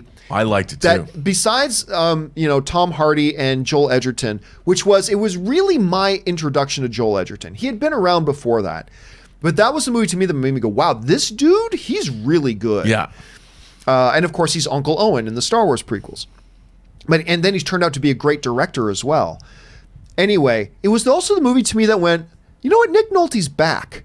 Because Nick Nolte, who had kind of become a little bit of a punchline to a joke for a while in Hollywood. And now I have spoken. But that was the movie to me that going, no, Nolte is totally still legit a powerhouse. Nick Nolte is great in that movie. Tom Hardy is great in that movie. And it's not a very true MMA movie, but it was a movie about MMA when MMA was just kind of finding its footing and all that kind of stuff. And there's some real MMA UFC fighters in that. Which is great, but you saw Warrior? I really liked Warrior a lot. I thought it was fun, and I like Gavin as a director very much. Very much. I think he's done a lot of really good stuff. And unfortunately, Warrior did not do well at the box office. No, it didn't. And it deserved to do well at the box office. Anyway, Superman Steve writes, hey, John, I love this show so much. Thank you so much, man. We appreciate that. Do you and Rob follow Henry Cavill on social media? I do not. I literally follow about 17 people on social media. But yeah, I don't. I mean, I think I do follow him, but I don't pay much attention. I don't know why, but I don't. But I mean, I've seen a lot of stuff he posts on social media because a lot of people will either retweet it or repost it, and he's very active. Let's see here. Taylor Guerin writes, when 50 years old you reach, look as cute you will not. I mean, that's still a big thing. Actually, you know what, Rob? When we were doing Dark Side Light Side yesterday, a lot of things people bring. It's like, wait a minute, still, help me understand this. If a Yoda species looks like that at 50, then at 900, like Yoda, he should look like he's 18 years old. How does this all work? And it's like, hey, who knows how this species ages? Yeah, man. And who knows how long a year is for their species? Like maybe from 1 to 100, they look like babies. And then all of a sudden from 100 to 110, it's like they age 20 years in our time. And how come he hasn't learned to speak in 50 years? You just don't know. Just don't know, man. Just a different species. Richard Karate writes, thoughts on Babylon 5? I was never as big of a Babylon 5 as like my buddy, Rob, you never met him, but when I started podcasting, and I had the world's first movie podcast, at the time it was the Movie Blog Audio Edition. And I did it with a couple of buddies, and one of the buddies that did it with me still lives up in Canada, is a dude by the name of Darren Connolly. Darren is a great dude. He's also a hilarious dude. But my buddy Darren would never shut up about Babylon 5. I mean, I have a number of friends. I know a lot of people loved Babylon 5. And some people will swear that it's the greatest sci-fi television ever. I liked Babylon 5.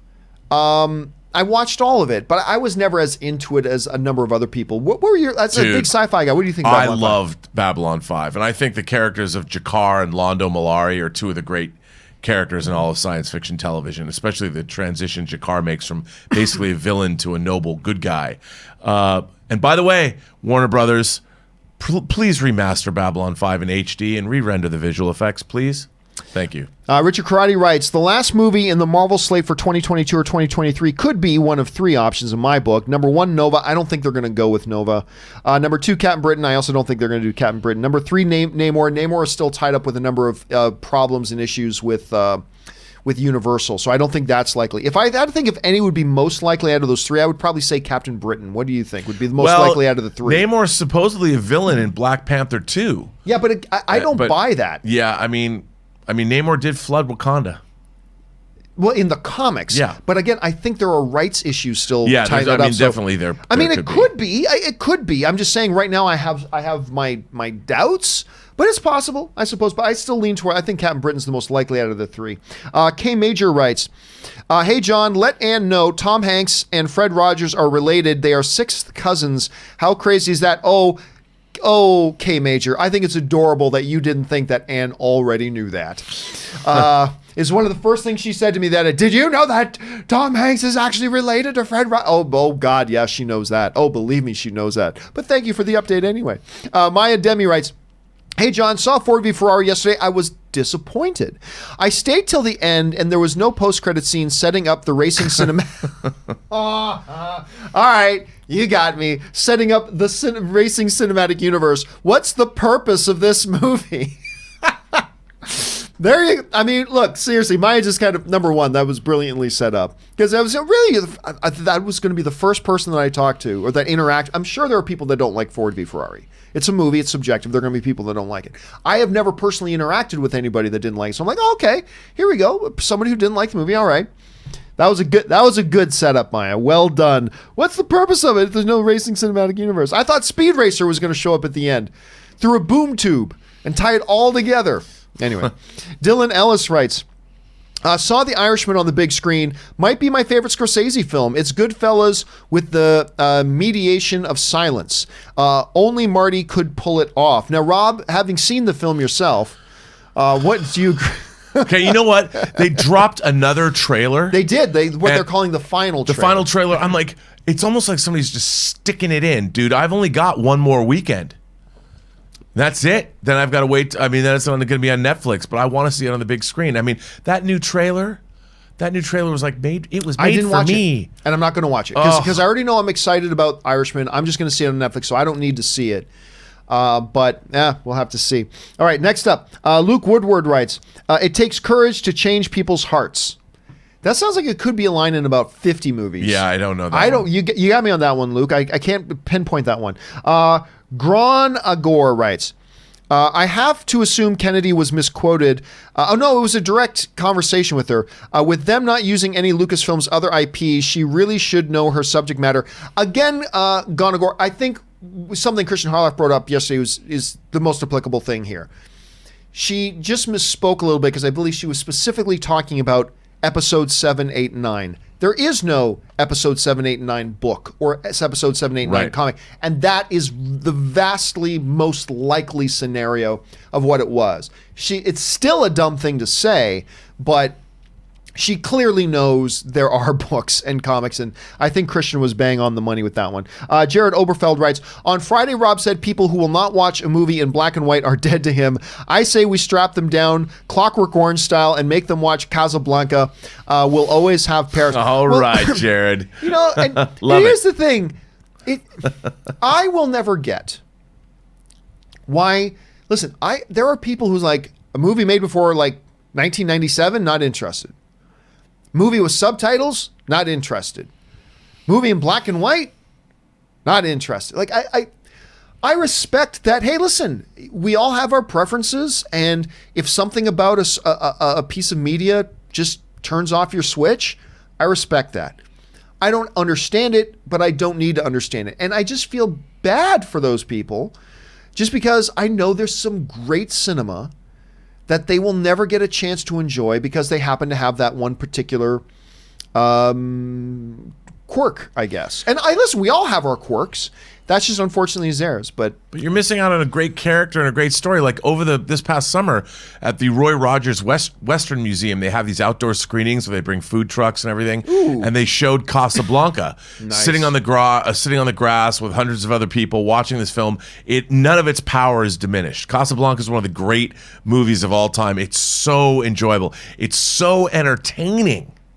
Oh, it's one of the all-time greats. It's one of the all-time greats. All right, next up, KW Garrett writes, CNN article says studio exec wanted Julia Roberts to play Harriet. What? Harriet, yes. In the Harriet movie? I call it BS. That's what a screenwriter said. Source is a guy reciting a 20-year-old story he was told secondhand. Yeah, I don't buy it. I don't buy it at all. That would have been one of the most monumentally stupid things to do. Listen, I'm all for, I don't care what race you make a fictional character. Unless their race is important to who the character is, that becomes an issue. But real life stuff?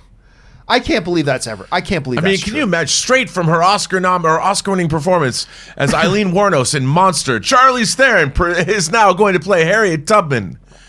There are just things you cannot do. No, I just can't believe anybody would have ever been that dumb. I mean, oh my God, that would have been so bad. All right. Juan Espinoza writes, hey, John, thank you so much for all that you do. Well, thank you so much for that. You bring smiles and laughter, and I want to, you to know that you are appreciated and loved. Oh, dude, thank you. It's always nice when people just want to write and say nice stuff. Thank you so much, man. I appreciate that. And believe me, the honor is all ours that we get to be a part of the film fan community with people like you every single day. So thanks, man. That was really nice. You just made my day, dude. He continues on, and he's going to make our day even more better. All right. One also follows up and writes, if sequels to Man of Steel is made, could the next step be going into space? There isn't many threats for Superman to deal with on Earth, and makes it easier to tell a standalone story, perhaps Gladiator in space. You bring up, Rob, he does bring up one of the big challenges of Superman when it comes to live action. Look, the comic books are so inconsistent with Superman all the time, but that becomes harder to do when you're doing it in live action. Superman is the God-man. He is, I like the way Batman versus Superman opens with 7 days after the world met the Superman. Not just Superman, the Superman. He is the God-man.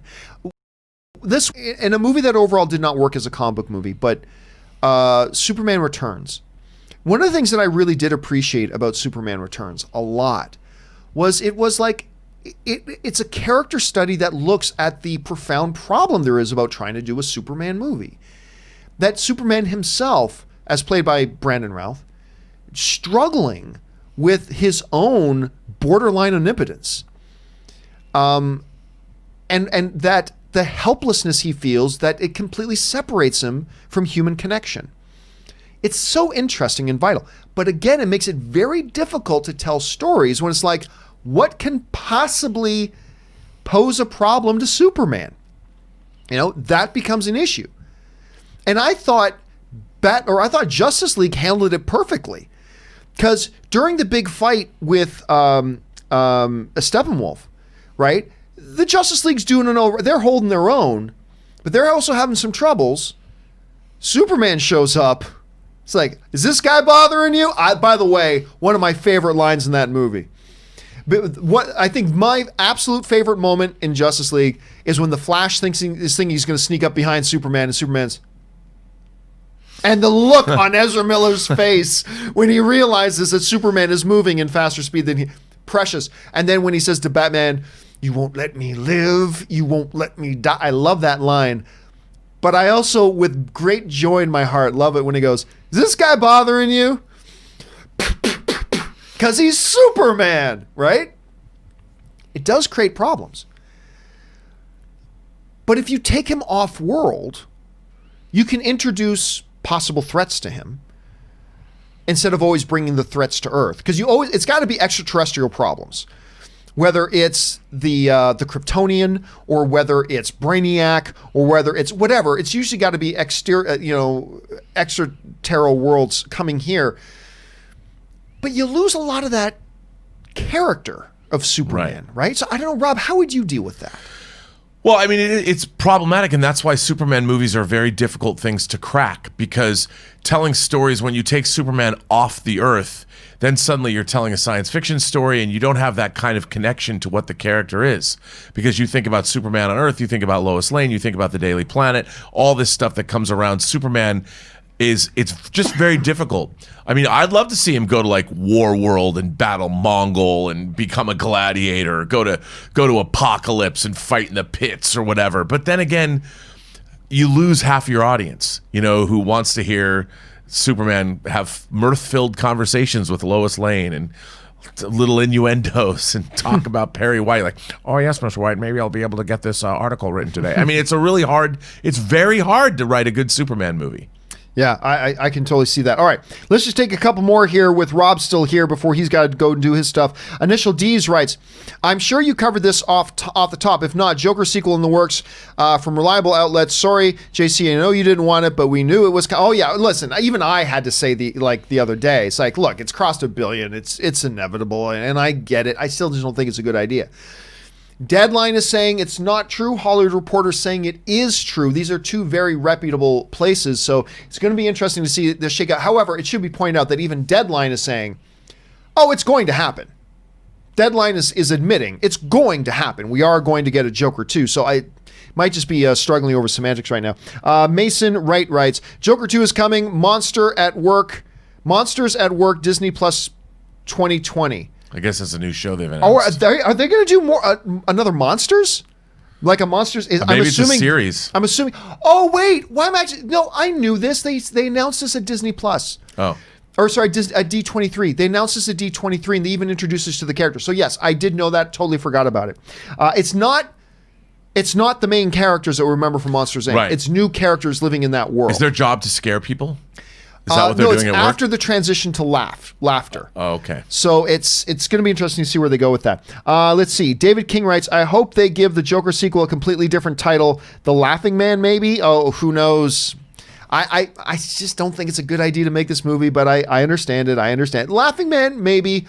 Or, I don't know, maybe they give it a classic Joker title of some sorts. Not really sure.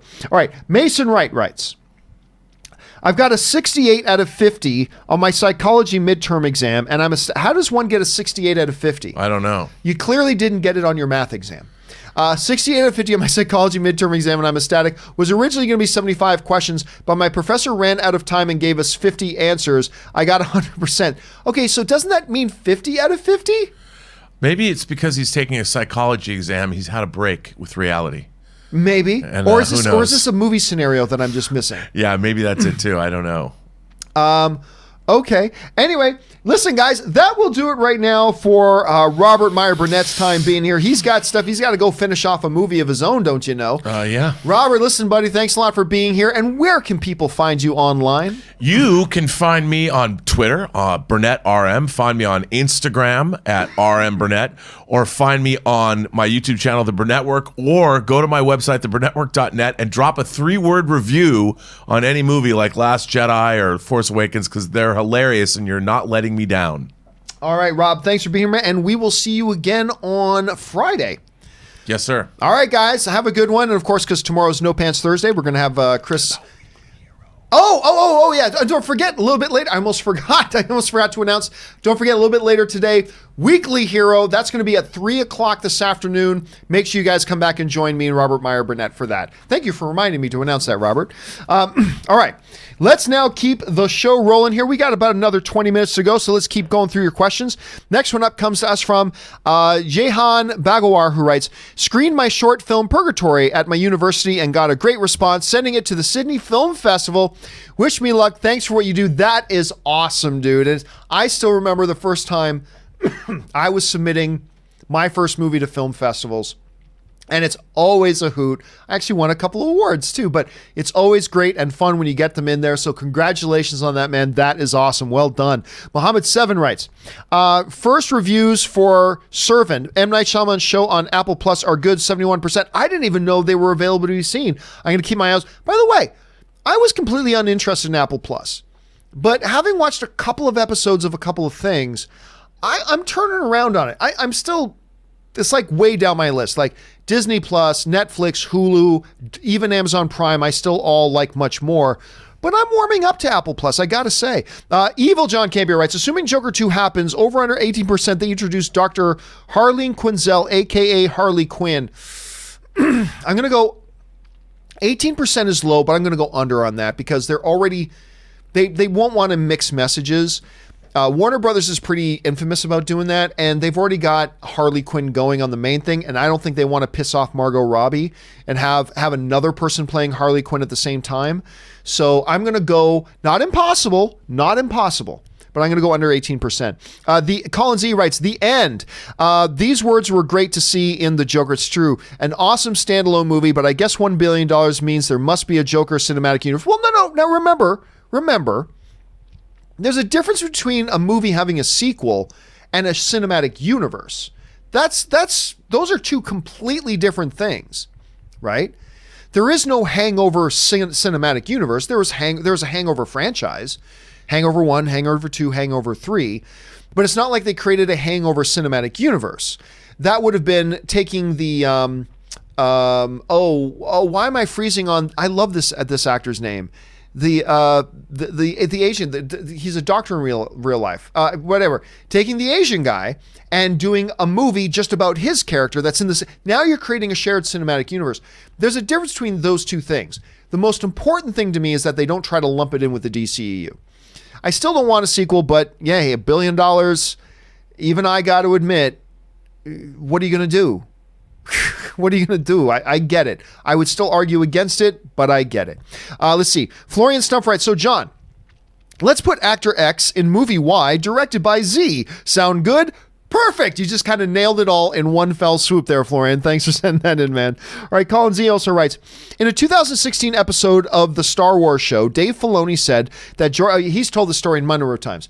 Dave Filoni said that George Lucas told him he disregarded all EU material.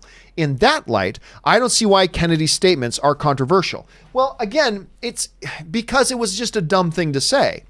You make yourself look dumb by saying, we don't have comics or books. Well, yeah, you do, by saying, oh, it would have been so much, by implying that it would have been so much easier if we were just adapting them. Well, now you just insulted screenwriters who do adapted things, pretending like that's easy to do. And you do have that stuff there because Star Wars has cherry-picked and drawn on story elements and certain characters out of the EU to put and repurpose for their own purposes. So in light of all that, that's why it's still a little bit controversial. But I agree with you. I'm not trying to make the argument that she should rely on EU material. I'm not saying that. I'm just saying it was a dumb thing to say. That's all I'm saying, because you're right. George, where did she get that habit of disregarding the EU stuff? She got it from George Lucas. So, I mean, that's something we got to keep in mind. Sean S. writes, Gio, what does one have to do to work for you? You have to be absolutely phenomenally amazing. And you have to be absolutely phenomenally amazing at something that I happen to have a need for. So, like, you can be the world's greatest, I don't know, carpenter. I don't have a need for a carpenter, unfortunately. You want, if I ever need a co-host, well, make sure you're qualified. Either, go get your journalism degree or go get a film degree. And short of that, build your own outlet. Show me. I mean, back when I was in the AMC days and other things, when I would be looking at people sure, I would be looking for education. Education's important. That's good. But I also look at, are these people self-starters? Is this person who's asking me for a job to be a commentator on air, are they self-starters? Do they have initiative? Do they have drive? Oh, they've never even created their own podcast or blog or YouTube channel to prove out that they can do this? So clearly they don't have any drive or ambition or a good work ethic. So no. So if you ever have a dream or a vision or an idea or a goal of working for like one of the bigger outlets out there, or one of the smaller outlets like mine that are existing, then do something that makes you qualified for it. Start your own YouTube channel so that in 6 months or a year, you can show, look, I've got the drive and work ethic. Here's a ton of videos that I've done so you can see what I'm capable of, what I can do. As you can see, I grew my audience from this to this, so I have the ability of bringing in an audience myself, and show future potential employers that you have that ability to do it. Too many people today are just like, I like movies. I should be on that show or on that website. Well, no, it's way more than that. So do all of that. And then the next time I'm looking for somebody, and remember, I'm just a small little outlet now, but the next time I am looking for somebody and you see that I've posted that I'm looking for somebody, then you can submit yourself and say, and here's all the podcasts I've done. Here are the YouTube videos I've made. This is the work schedule I put into it. This is my drive. This is my ambition. This is my goals. And you can see what results I've had. Then you've got something to show off. Or maybe, next time I need a video editor. Or become an excellent video editor. Make sure you have a big resume of a big work samples that can show what you can do as a video editor. All that kind of stuff. That's the main thing. Anyway, Mickey Altieri writes, the thing I'm looking forward to the most about Rise of Skywalker isn't anything plot or character related, but in fact, what music John Williams will compose for the transition to the end credits. Listen, there is no understanding that this is the end of the run for John Williams when it comes to Star Wars, a run that he's been a part of and been an instrumental, no pun intended, an instrumental part of for 4 decades. You'd be forgiven totally, Mickey, to say that is one of the things you are looking forward to most in this new movie. It is the swan song of John Williams when it comes to the Star Wars movies. And that is absolutely something we should be looking forward to and excited about. And I can't wait to hear what he's composed for us. I cannot wait to hear what he's composed for us, brother. All right. Daniel Paman, I hope I'm pronouncing that right, writes, Cowboys versus Patriots this Sunday. Let's go Patriots. Absolutely. Let's go Patriots. Patriots will beat the Cowboys this weekend because they just always choke when it counts. But who knows? I mean, listen. The Patriots are what, 9-1, 10-1, something like that? They've got to lose another game or two. So who knows? Maybe it'll be to the Cowboys. Listen, I'm not going to elaborate on them anymore. Go Patriots. All right, Josiah Barnett writes, what will make Joker 2 better is having James Dean star and putting it in the DCEU and having there be a Snyder cut released of it years later. Genius! Again, I love it when you guys take all the random stories and wrap them up into one package. Make James Dean play Joker. If Joaquin Phoenix doesn't want to come back, just make James Dean the new Joker. Brilliant, Josiah. I appreciate that. All right, Jason O'Connor writes, what an obvious blatant cash grab. I'm ashamed of DC. Well, listen, Jason, I got an inconvenient truth for you. Newsflash. Every movie ever made in Hollywood is a cash grab. Make no mistake about it. This is not, as Robert Meyer Burnett says, this isn't show friends, this is show business. All these studios are here to make money, just like every company. Every company that exists to make money. They are no different. And every movie ever made by a Hollywood studio has been, hopefully you make them as good as possible, but also it's like you make them good because you think if they're good, they'll make more money than they would otherwise. So is it a cash grab? Of course it is. So was the first Joker movie. If you don't understand that the first Joker movie was just a cash grab, then you don't understand films. They're all cash grabs. All of them, without exception. No studio ever made a movie going, gosh, I hope we lose money on this. Wouldn't that be great if we lost money? Oh, I really want us to lose money on this. It's never happened. Cash grab? Yes. So's every movie. So's every single movie that you've ever gone into the theater to watch. They're all made in the hopes The only reason a studio or a producer puts up money is because they believe they will get more money in return. So it's all a cash grab. It all is. And that's business. There's nothing wrong with that. It's all business. All right, Clippers in 4 writes, I never watched a single Star Wars film or show. Disney Plus might change that this weekend. Pats will lose to the Cowboys, by the way. I doubt it, but we'll see. We'll see. Again, they're like 9-1, 10-1. They got to lose more than one game this year. They'll lose 2 or 3 by the end of the season. So maybe it'll be to the Cowboys this week. Cowboys have not looked good this year, though. Jason O'Connor writes, Todd Phillips has a great track record in sequels. Well, okay, that's true. He does not. But he also didn't have a great track record when it came to dramatic comic book / movies. And yet he made Joker. So he didn't have a great track or any track record with that. And he did something that totally defied our expectations. Again, I don't think it's a good idea to make another one, but I'm not going to trash on Todd Phillips because he did do a great job with the first one. Let's see what happens. All right. Haskell420 just sends in a super chat. Thank you, Haskell. James Argenta writes, did you see the pic of Conroy as Kingdom Come Bruce? I have not. That I have not seen yet. I know a lot of people are excited that Kevin Conroy is going to be playing an older Bruce, so let's see how that comes out. Nat Zegri writes, favorite theater reaction. Mine is Rise of the Planet of the Apes when he yells, no, after the classic line. Theater went from cheers to silent. Amazing moment. It is an amazing moment. To me, though, man, couple of big pops. I mean, one of the biggest pops I've seen and felt in an audience in a long time was Avengers Infinity War when Thor shows up in Wakanda. I mean, I'm not saying it's the best moment, but it's been a while since I felt a pop like that in a theater when something happens in a movie. It was outstanding, only to be equaled by the pop in Avengers Endgame when Mjolnir flies to the hand of Captain America. That's a pretty big pop, too. I mean, those are some pretty big reactions, man. All right. Lance Pro 85 writes, hey, John, Canada in the MCU. They have Department H. Well, no, it's not in the MCU, but in the Marvel Comics, yes, but not in the MCU. They have Department H that runs Alpha Flight and Department K that runs Weapon X program. We can have a Hulk versus Wolverine disguised as an Alpha Flight movie. You can't do a Hulk. If you're going to do any movie with Hulk, he has to be a distant second-tier character. Otherwise, you're violating your distribution agreements with Universal, so they got to be very, very careful about that. But if you're going to do Wolverine in a movie, you're not disguising it as anything. You are going to highlight Wolverine. But damn, hey, listen, I've always wanted, now I don't think they'll ever do Alpha Flight. I hope they do, though, because that's a Canadian superhero team that has a lot of the reaches in the comic book origins that are connected to Wolverine. So there's a lot there.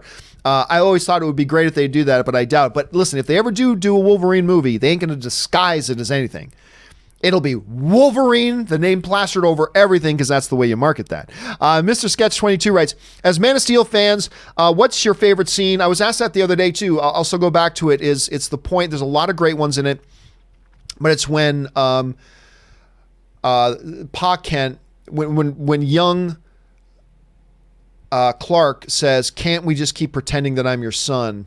And his dad embraces him and says, you are my son. That's the best moment. Dim5 writes, but John, if they make the Joker sequel and it sucks, you still have the first one. No, true. Yes.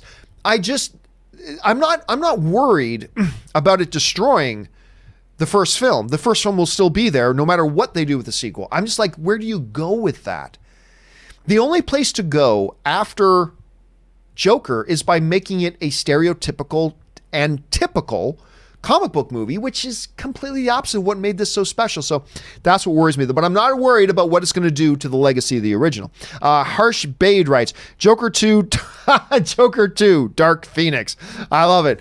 Domestic House Cat just sends a super chat. Thank you, man. Ian J. Walker writes, both hate and love that Joker 2 is happening. Yeah, again, I'm in a place where I get it, Ian. I understand. I don't blame them. I just think it's not a good idea. But I don't blame them. I get it. It's $1 billion film. How can you... $1 billion film on a $65 million budget. How do you not move forward and make another one. I get it. I do. I just wish they wouldn't. Anyway, Alan Connor, or Domestic House Cat, also sends in another super chat. Thank you, Domestic House Cat. Alan Connor writes, do you think that Julia Roberts' portrayal of Harriet Tubman would have been Oscar worthy? Well, I'm sure it would have been, but it also would have gone down in the annals of history as one of the dumbest things that they had ever could have possibly done. But hey, Julia Roberts is a fantastic actress, no doubt. Humanity Never Learns writes, Deadline calls it what it is, clickbait. No, now you're just choosing who do you believe. Because remember, even Deadline is saying it's going to happen. By the way, Deadline is not more reputable than the Hollywood Reporter. I'm not saying Hollywood Reporter is more reputable than Deadline. But if Hollywood Reporter, who knows everybody in all these studios, is saying, yeah, this is happening, you really need to consider that it is happening. And again, I just want to point out that Deadline, which is saying that the people they talked to said that that isn't happening, even the Deadline article is saying it is inevitable, it is going to happen. The only thing the only difference between Deadline and the Hollywood Reporter, the bottom line is the only real difference is Deadline is just saying it's not quite happening yet, but it is going to happen. Hollywood Reporter is saying the basic structure of an agreement's already been made. They are moving forward and making it. Deadline is saying that's going to happen, but it's not quite happening yet.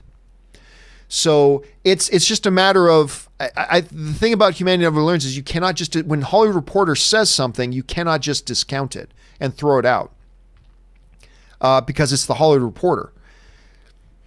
And even when the other site, the only difference between what they're saying and the Hollywood Reporter is saying is they're just saying, yeah, that's going to happen. It's just not quite happening yet.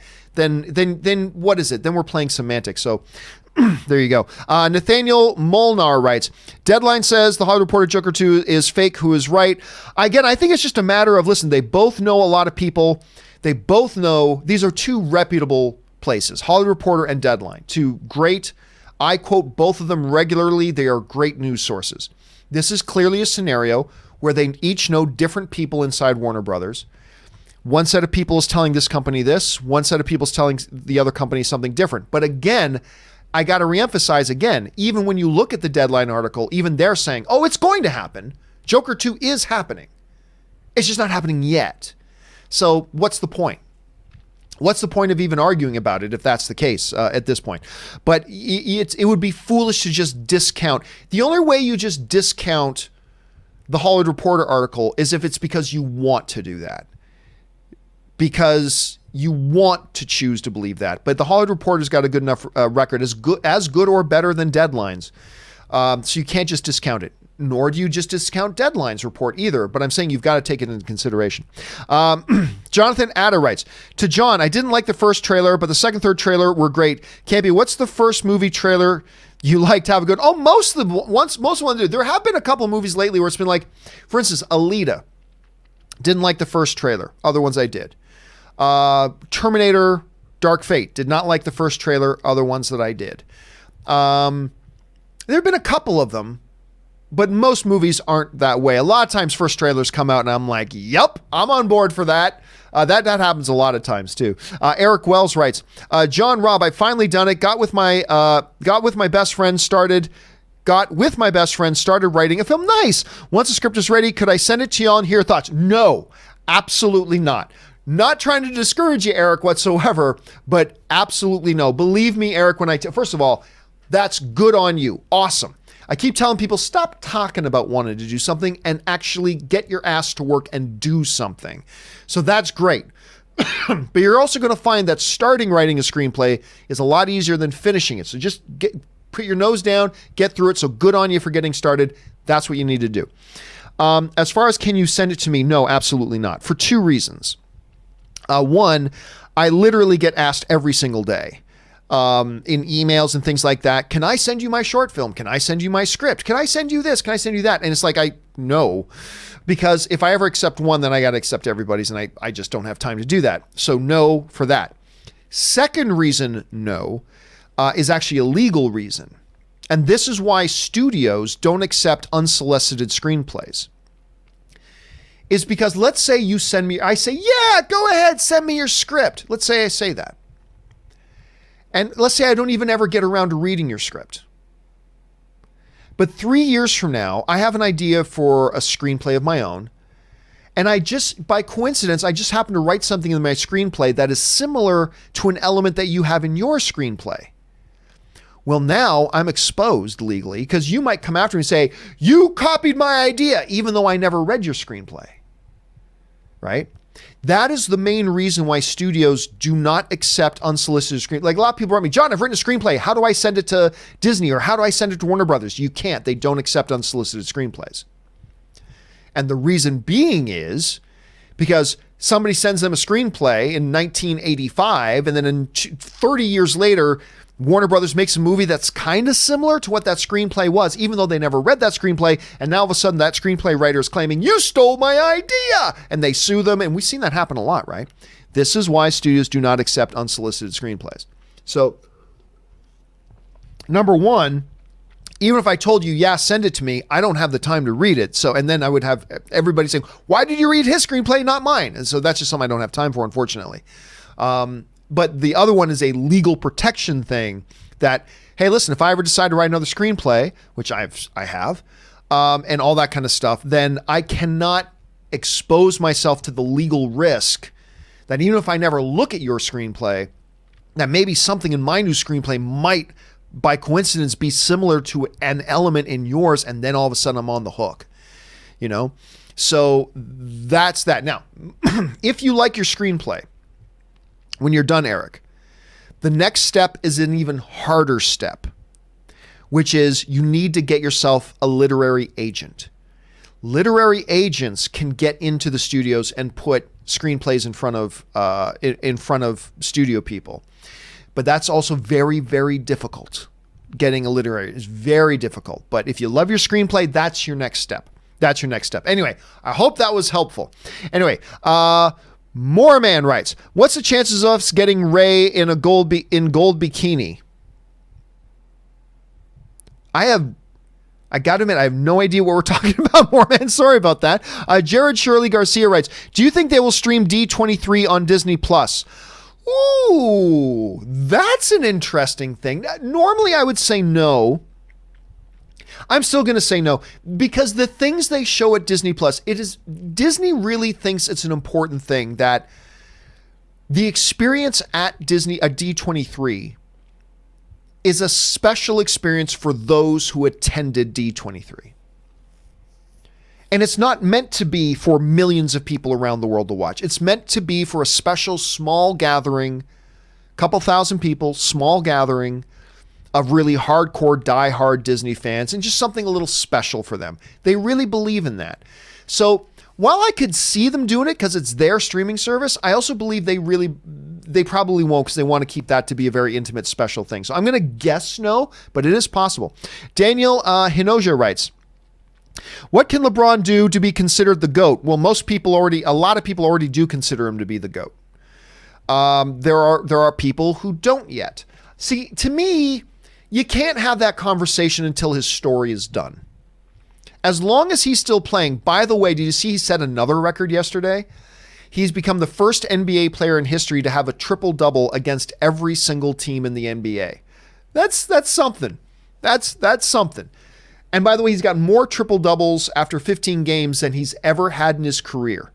And he's in, his 18th season? It's crazy. But listen, you cannot have that conversation until he has done his run. Once he's done his run, then you can sit back. Here's an interesting thing. Now, personally, right now, if I had to rank them, to me, Jordan is still the greatest of all time. But here's one interesting thing that actually I believe that LeBron James has over Michael Jordan. And that is this. What do your teams do without you? LeBron James was on the Cleveland Cavaliers. The first time he was on the Cleveland Cavaliers. And they didn't win the championship that year, but they finished number one in the league. They finished first place overall in the league. In the regular season, they didn't win the championship, but in the regular season, they were the number one team. Then LeBron James left. Do you know what place the Cleveland Cavaliers finished in? the very next year after LeBron James left? Remember, last year they finished in first place. You know what place they finished in their first year without LeBron James? Dead last in the NBA. Dead last in the NBA. Or, when he went back to the Cleveland Cavaliers, they went to the NBA Finals and won, but they also went to the NBA Finals every single year that he was there. The first year that he leaves, I don't believe they finished dead last, but they didn't make the playoffs. So they were out. Michael Jordan, on the other hand, he was on an incredible Bulls team, and then he left. What happened the first year after he left? The Bulls went on a deep playoff run, and they nearly got to the NBA Finals. So they were great even without him. LeBron, he takes the worst teams in the leagues and takes them to the NBA Finals. And as soon as he goes, they show that they were the worst team in the league. So that's one thing. But again, overall, I think we cannot really have a discussion about whether LeBron is the GOAT until after he's done. Once he's done, because he's still got more things he may accomplish. So let's hold off on that till then. Nick writes, "Hey Gio, Lily, Shadow, and Anne keeping well? They are. Lily and Shadow are two dogs, and Anne is doing great. Thank you so much for asking. I appreciate that, Nick. All right, final question of the day comes to us from Mark Badolato, who writes, Good Liar was solidly entertaining and some good moments, but the screenplay and twist were really stupid. Wouldn't discourage you from seeing it though. It's too late, Mark. I've already had my enthusiasm because listen, when I first saw the first previews all the way back in April at CinemaCon in Las Vegas, when they did the first presentation for The Good Liar, it looked remarkable, and I just couldn't wait. Helen Mirren, Ian McKellen, are you kidding me? But then I started hearing a number of people telling me it's not so good. Now, they weren't all like Faye earlier in the show who were saying it's absolute garbage, like worst movie ever, but like pretty disappointing. So I'm not going to lie to you, Nick. Understanding how excited I've been to see this movie, hearing all these disappointing things takes a lot of my enthusiasm away from going out to see it. Anyway, now James Colazzo just slept this in at the last night, so this will be the last question of the day.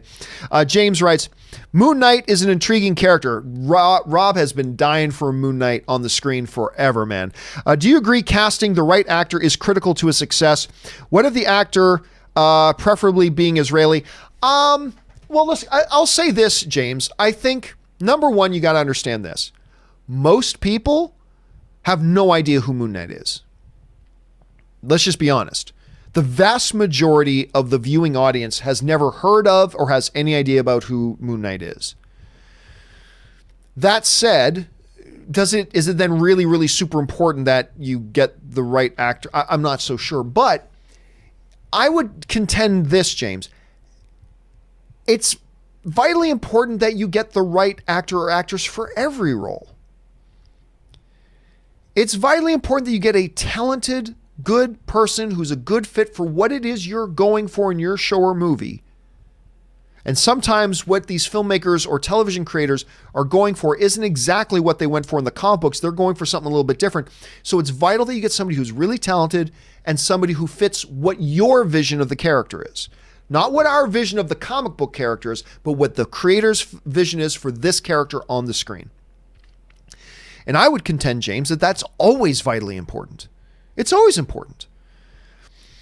But again, there's going to be a little bit more leeway than with a lot of other comic book characters because nobody knows Moon Knight really in the grand scheme of things.